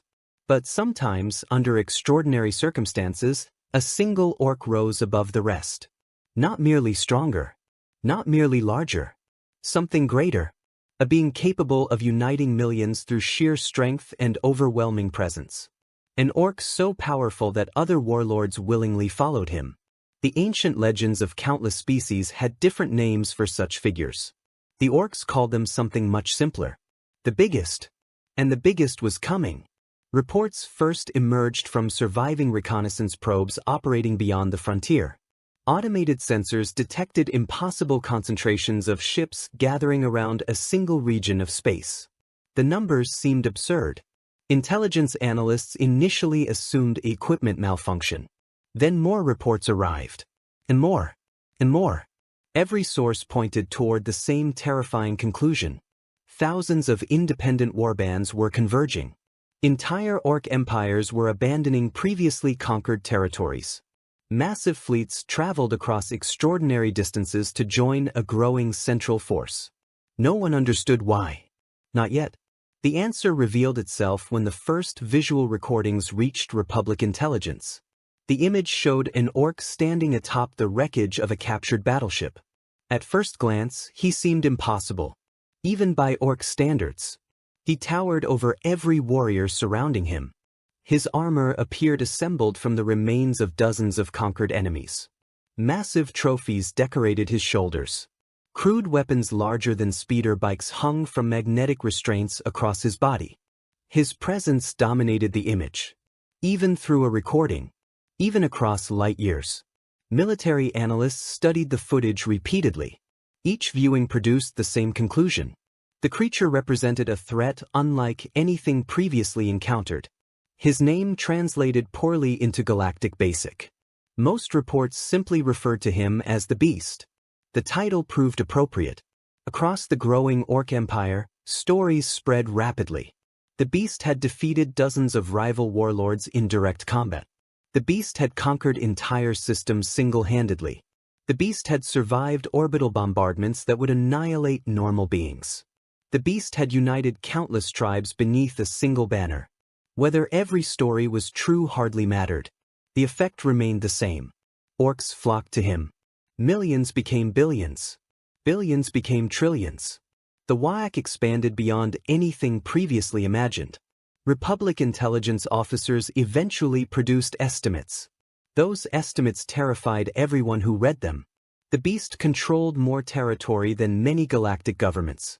More ships than most sector fleets. More warriors than the combined populations of entire regions. His empire was becoming civilization-sized. For the first time since the invasion began, military planners stopped asking whether the Orks could be contained. They started asking whether the galaxy could survive. The answer looked increasingly uncertain. On Coruscant, emergency meetings consumed every level of government. The Senate chamber remained active around the clock. Senators argued endlessly about military funding, refugee support, emergency powers, and strategic priorities. Tempers flared. Alliances shifted. Political divisions deepened. Meanwhile, reports from the frontier grew worse daily. Entire sectors disappeared. Defense lines collapsed.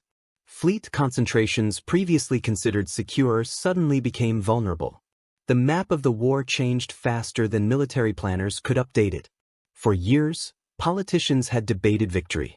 Now they debated survival. The Jedi Council faced equally grim realities. Within the temple, masters reviewed intelligence gathered from thousands of battlefields. The Force carried endless echoes of destruction. Entire populations cried out simultaneously as worlds fell. Refugee suffering spread across countless systems. Fear infected every corner of civilization. Yoda sensed something else as well. Momentum. The invasion was no longer expanding gradually. It was accelerating. Every conquered world increased Ork strength. Every battle created more opportunities for growth. Every defensive victory came at a terrible cost. The balance favored the invaders. And that balance worsened with each passing month. Mace Windu reached similar conclusions. The war had entered a dangerous new phase. Traditional military logic no longer applied. Republic fleets could defeat individual invasions. They could not defeat an entire civilization dedicated to endless warfare. Not alone. Across the galaxy, commanders increasingly recognized the same truth. Cooperation became unavoidable. Joint operations between Republic and Separatist forces multiplied dramatically. Fleets that had spent years destroying one another now coordinated defenses against common threats. Intelligence networks quietly exchanged information. Local ceasefires emerged throughout contested regions. The Clone Wars still existed, but they no longer defined the galaxy. The Orks did. Count Dooku observed these developments with complicated emotions. As leader of the Separatists, he remained committed to defeating the Republic. As a strategist, he understood the larger danger. The beast threatened everyone equally. Republic, Separatists, all would fall if the invasion continued unchecked. Even Palpatine struggled to maintain his long-term plans. Every new crisis forced adjustments. Resources intended for future Imperial projects diverted toward emergency defense. Political agendas carefully constructed over. Years became secondary to immediate survival concerns. The Sith Lords still believed he could achieve ultimate victory. But the path had become far more uncertain. The beast had introduced chaos into a system built upon manipulation. And chaos rarely obeyed masters. Meanwhile, the Ork Empire continued growing. Captured transmissions revealed astonishing developments. Entire worlds transformed into industrial centers dedicated solely to war production. Massive shipyards assembled fleets at impossible speeds. Conquered populations disappeared into endless labor camps supporting the waaagh. For perhaps the first time, the Orks resembled something more than scattered warbands. They resembled a true civilization. A brutal civilization. A violent civilization. But a civilization nonetheless. And its leader possessed ambitions worthy of his growing power. The beast no longer focused upon frontier worlds. He no longer cared about isolated colonies. His gaze turned inward, toward the heart of the galaxy, toward the core worlds, toward Coruscant itself. The possibility seemed absurd initially. The capital of the Republic represented one of the most heavily defended locations in known space. Countless warships protected its approaches. Massive orbital defenses surrounded the planet. Trillions of citizens lived beneath layers of security infrastructure. No invasion force could realistically threaten it. At least, that was what many believed. Until intelligence analysts calculated the size of the beast's growing armada. Then confidence vanished. The numbers defied comprehension. Thousands of battleships. Tens of thousands of escorts. Millions of attack craft. Endless waves of transports carrying unimaginable numbers of warriors. The largest fleet ever assembled in galactic history. Perhaps larger than every major Republic fleet combined. Military planners stared at the projections in stunned silence.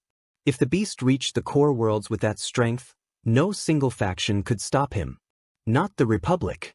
Not the Separatists. Possibly not both together. The implications spread rapidly through political and military circles. Panic followed close behind. Some senators demanded evacuation plans. Others called for total mobilization. Several systems threatened secession if resources continued flowing toward doomed frontier defenses. The social fabric of the Republic itself began fraying.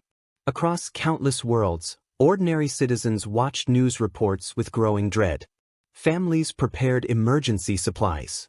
Businesses relocated assets. Entire populations debated whether remaining loyal to distant governments still made sense. Fear became a constant companion. And fear fed instability. exactly when unity was needed most. The Beast, of course, knew nothing about these political consequences. He cared only about war. But his rise created effects reaching every corner of civilization. His empire expanded like a living storm. His fleets gathered strength daily. His legend spread across both Orc and non-Orc space. Every victory attracted more followers. Every conquest increased momentum. Every battlefield strengthened the waaagh. As the galaxy entered its darkest hour, a horrifying realization settled upon leaders from every faction. Everything that had happened so far represented preparation.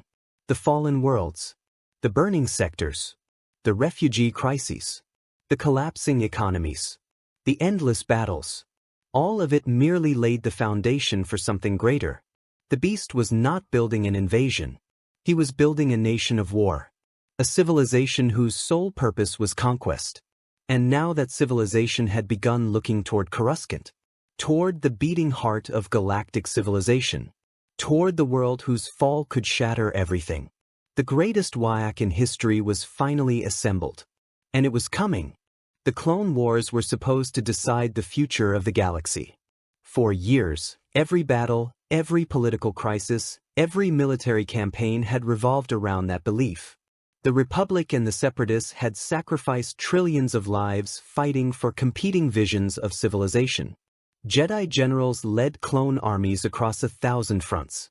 Count Dooku directed endless legions of battle droids against them. Entire generations had grown up knowing nothing except conflict. Now, standing at the edge of extinction, both sides understood how small that war truly was. The conflict that had once seemed capable of reshaping history had become little more than a footnote compared to what approached from the darkness beyond the core. The Beast was coming. And he was bringing the largest fleet the galaxy had ever seen. The first reports emerged from the Hydian Way. Long-range reconnaissance vessels transmitted fragmented images before disappearing. Automated listening posts detected enormous energy signatures moving through deep space.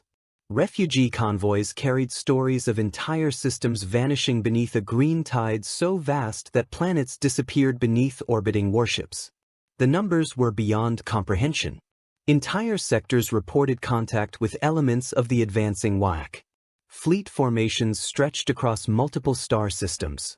Massive asteroid fortresses accompanied endless waves of attack craft. Gargantuan battleships moved like floating cities, surrounded by clouds of smaller vessels that darkened the stars themselves. Military analysts attempted calculations. Most eventually stopped trying. The fleet was simply too large. No historical comparison existed. Not even the ancient wars between Jedi and Sith had produced armadas of such scale. The Beast had done what no leader in Orc history had ever accomplished. He had united nearly every significant Orc force within reach of known space. Now he intended to unleash them all at once. The Republic responded with total mobilization. Across Coruscant, emergency alerts echoed through government districts. Military shipyards accelerated production beyond safe operating limits. Every available vessel received orders to report for deployment. Reserve forces were activated. Planetary defense networks entered maximum readiness. The Senate remained in continuous session. Fear hung over the capital like a storm cloud. For the first time in living memory, senators openly discussed the possibility that Coruscant itself might fall. The thought seemed impossible. Yet nobody laughed when it was mentioned. Meanwhile, something equally unprecedented occurred. The Separatists agreed to cooperate. Not secretly. Not through unofficial channels. Openly. Entire fleets received orders to assist Republic defensive operations. Joint command structures emerged along critical hyperspace routes. Intelligence databases previously guarded with absolute secrecy were shared between former enemies. The decision shocked much of the galaxy. Years of hatred could not be erased overnight. Clone troopers still distrusted battle droids.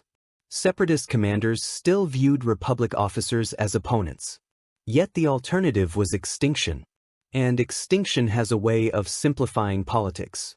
Count Dooku personally oversaw several of the earliest coordination efforts. The former Jedi Master understood the historical significance of what was happening. The war he helped create was being temporarily set aside because a greater threat had emerged. The irony did not escape him, nor did it escape Palpatine. Behind his public mask of determined leadership, the Sith Lord watched decades of careful manipulation unravel. The conflict he had engineered to create an empire no longer occupied center stage. Events moved according to forces beyond even his control. Yet for the moment, he accepted the situation.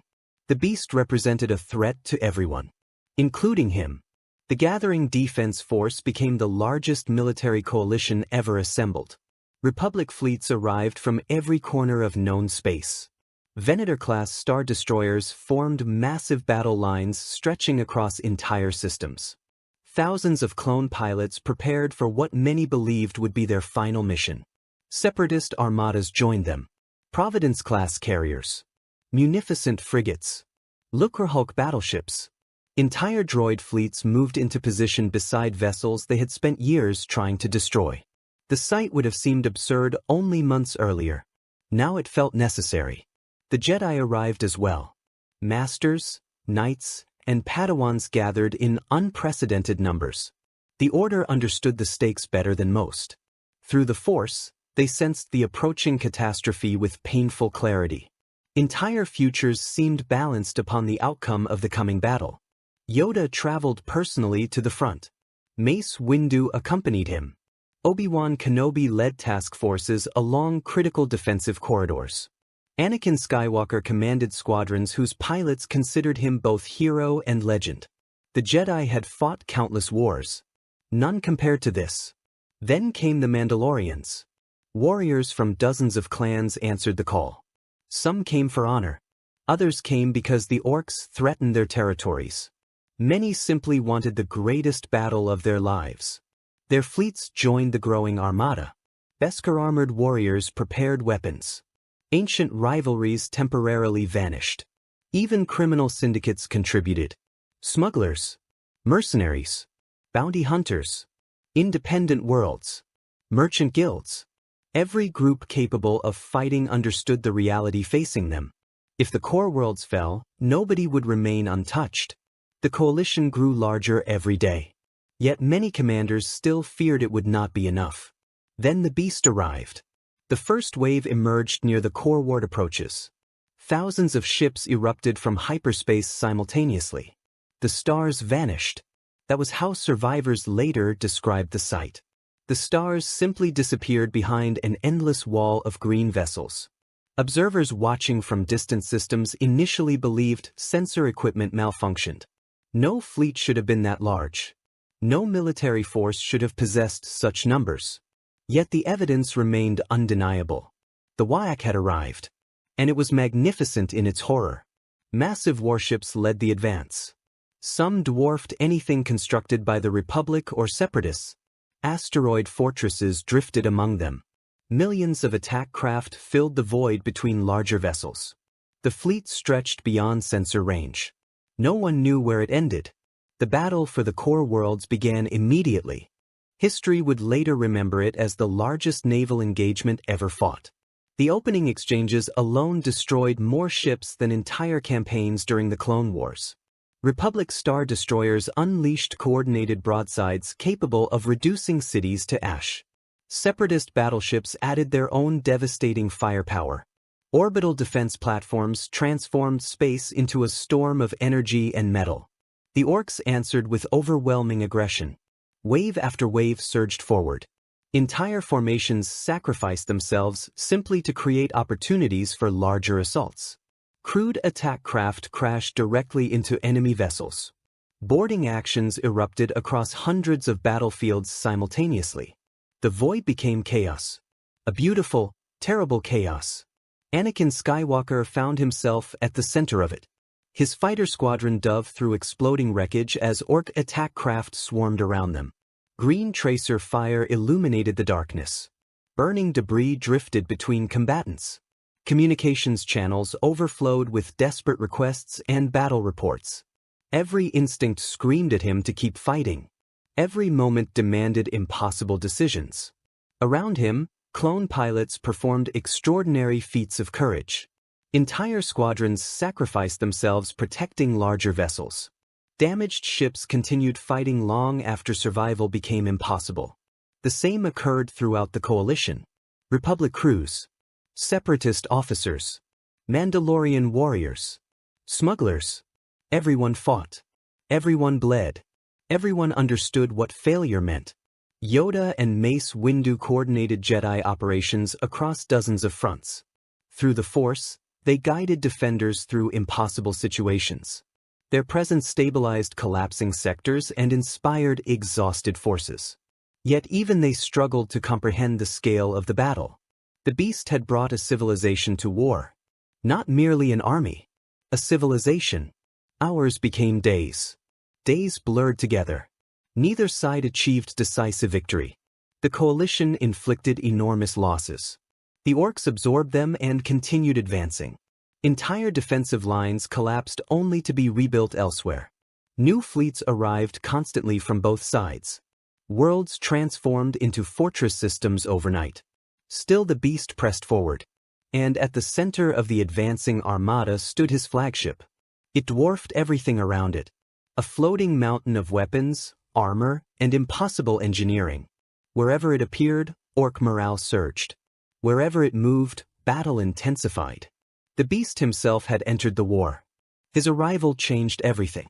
Because for the first time, the defenders realized a terrifying truth. The waaagh was not merely surviving. It was winning. Slowly. Painfully. But winning. System after system fell. Defensive positions weakened. The road to Coruscant grew shorter. Yet despite the losses, the coalition refused to break. Former enemies fought side by side. Jedi coordinated with Mandalorians. Clone commanders worked alongside Separatist tacticians. Smugglers risked everything to evacuate civilians. Across the galaxy, countless individuals chose unity over division. The sight inspired hope. A fragile hope, but hope nonetheless. Because even as the beast advanced toward the heart of civilization, something remarkable had happened. The galaxy had finally stopped fighting itself. Whether that realization had arrived too late remained uncertain. The answer would be decided soon. For beyond the burning battlefields and shattered fleets, beyond the endless clouds of wreckage drifting through space, the beast's flagship continued moving toward the core. Toward Coruscant. Toward the final confrontation. And everyone knew the next battle would determine the fate of the galaxy itself. The final road to Coruscant was paved with the wreckage of civilizations. Entire star systems burned behind the advancing waaagh. Vast graveyards of shattered Republic cruisers, Separatist warships, Mandalorian gunships, and Ork hulks drifted through the darkness between stars. Countless worlds had fallen. Countless heroes had died. Yet despite losses that would have broken any previous generation, the galaxy still endured. Because something fundamental had changed. The Clone Wars were over. Not officially. Not through treaties or political declarations. They ended because reality itself had forced both sides to confront a truth they had spent years denying. Neither the Republic nor the Separatists would survive alone. The greatest conflict in modern galactic history had been rendered meaningless by an enemy that cared nothing for ideology, sovereignty, economics, or power. The Orks wanted only war, and they had brought enough of it to drown the stars themselves. Now every surviving fleet gathered for one final stand. Coruscant stood before them, the capital of the Republic, the heart of galactic civilization, the most populated world in known space. If Coruscant fell, the galaxy would never recover. The beast knew this. That was why he had come. The largest Ork fleet ever assembled emerged from hyperspace at the edge of the core. Thousands upon thousands of vessels filled the darkness. The sight transformed space itself into a living wall of metal and green fire. Enormous attack moons drifted among the armada. Asteroid fortresses bristling with weapons advanced beside continent-sized battleships. Endless waves of attack craft poured from hangars and launch bays. Millions of Orks roared in anticipation as they prepared for the greatest battle their species had ever fought.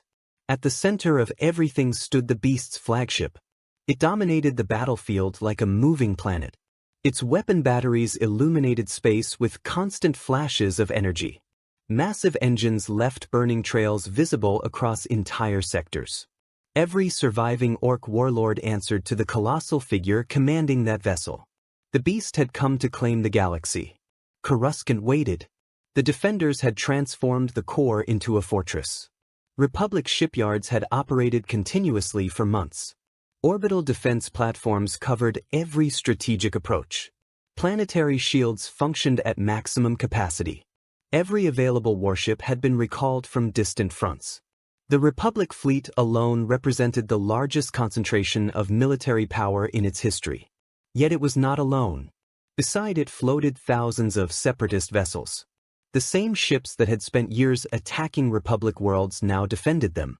Mandalorian battle groups formed independent wings throughout the formation. Smuggler flotillas occupied support positions. Mercenary fleets waited among the defensive lines. Even criminal syndicates contributed vessels and manpower. Every faction that could fight had arrived.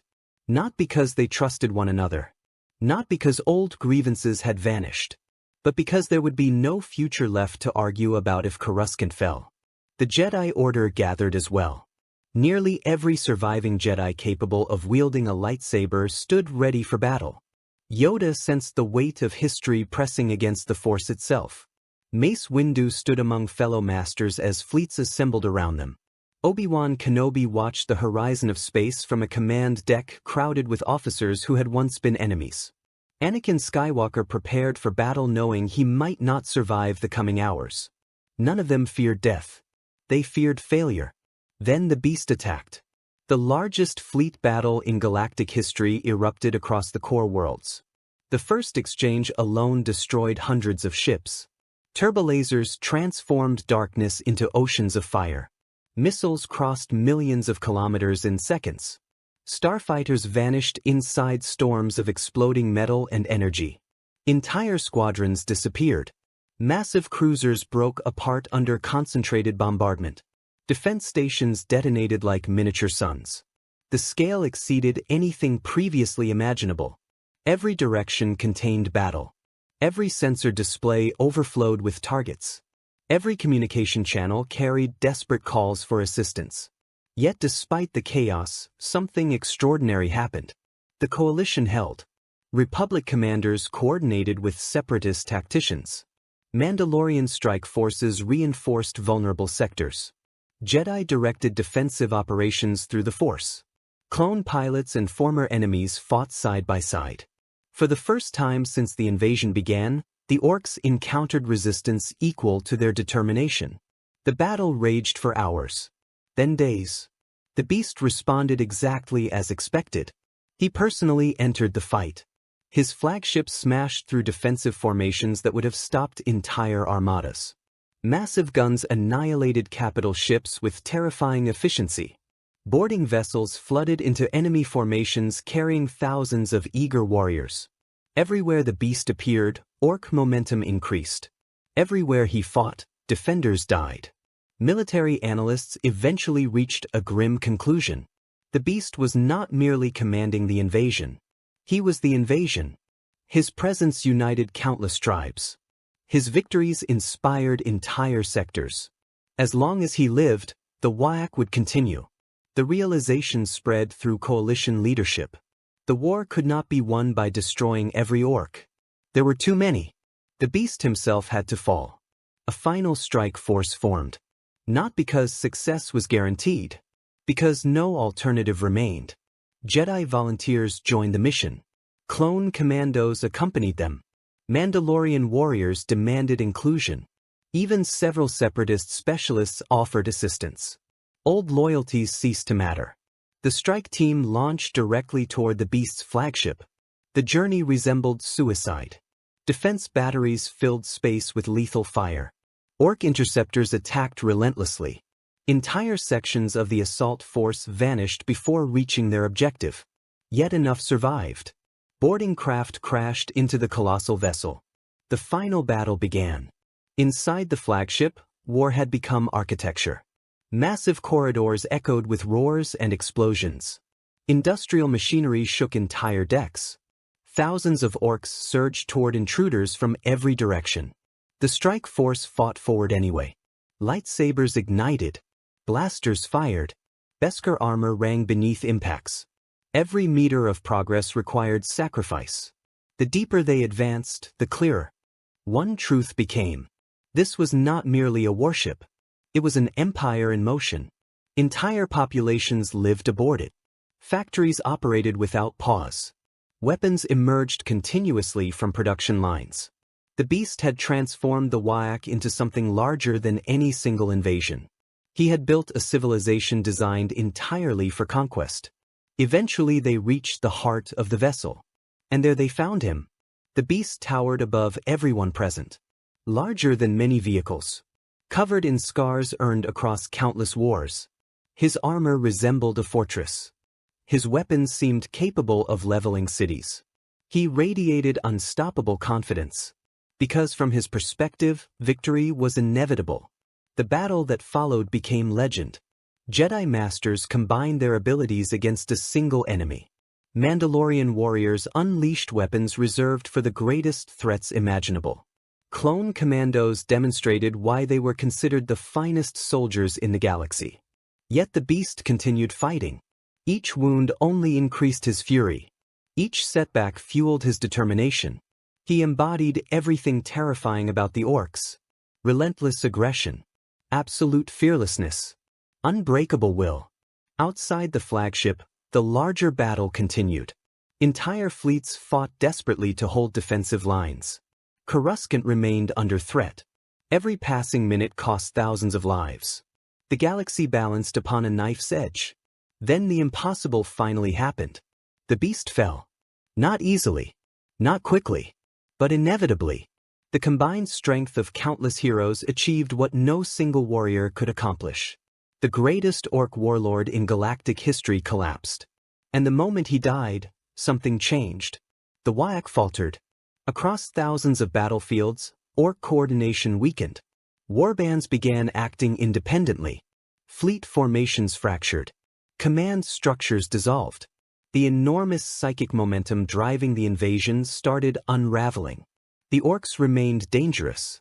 They always would. But the unstoppable force that had threatened to consume civilization no longer existed.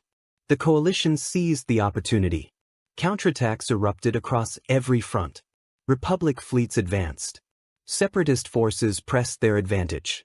Mandalorian warriors launched devastating strikes against isolated enemy groups. The Orks continued fighting because fighting was their nature. Yet they no longer fought as one. Gradually, the tide turned. The invasion ended not with a single victory but with thousands. One battlefield at a time. One world at a time. One system at a time. The green tide receded. Years later, historians would debate what truly changed the galaxy. Some claimed the defeat of the beast saved civilization. Others argued the real transformation occurred when former enemies chose cooperation over hatred. Perhaps both were correct. The Clone Wars ended soon afterward. Not because every disagreement vanished. Not because politics became simple. But because the galaxy had witnessed something larger than itself. Republic and Separatist citizens alike had fought together against extinction. The memory proved impossible to ignore. Peace emerged from exhaustion, sacrifice, and shared survival.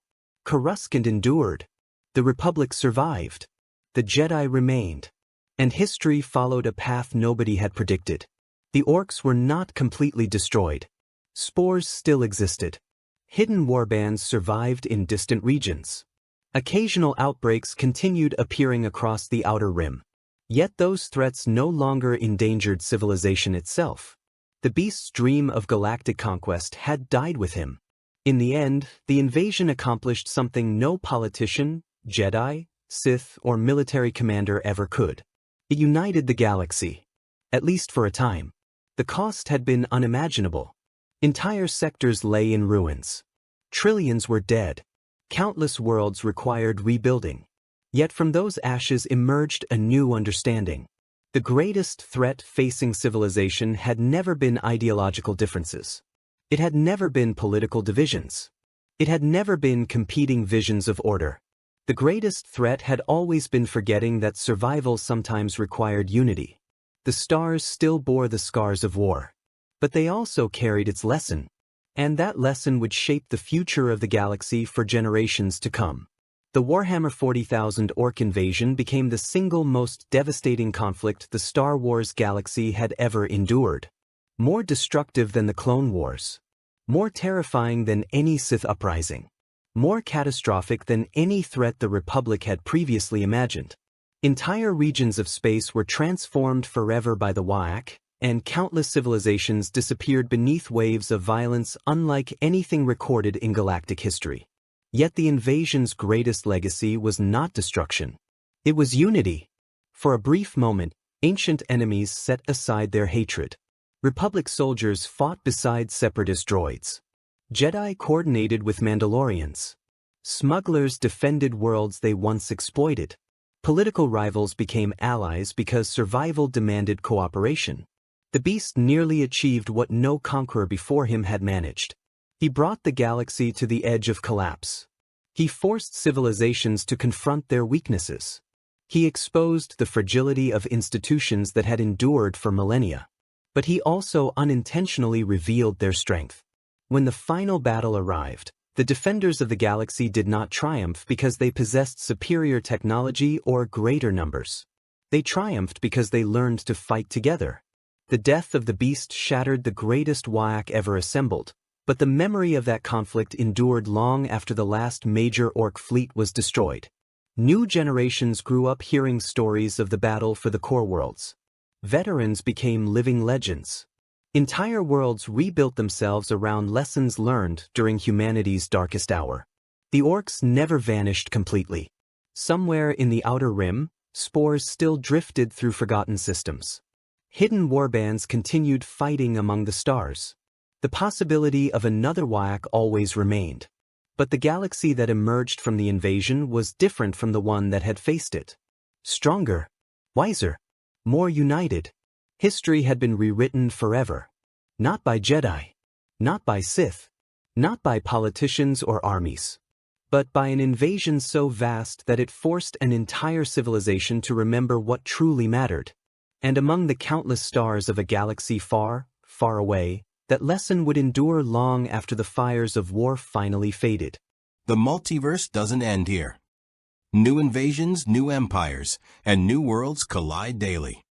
If you enjoy deep cinematic, what-if scenarios like this, subscribe and join Multiverse Galaxy if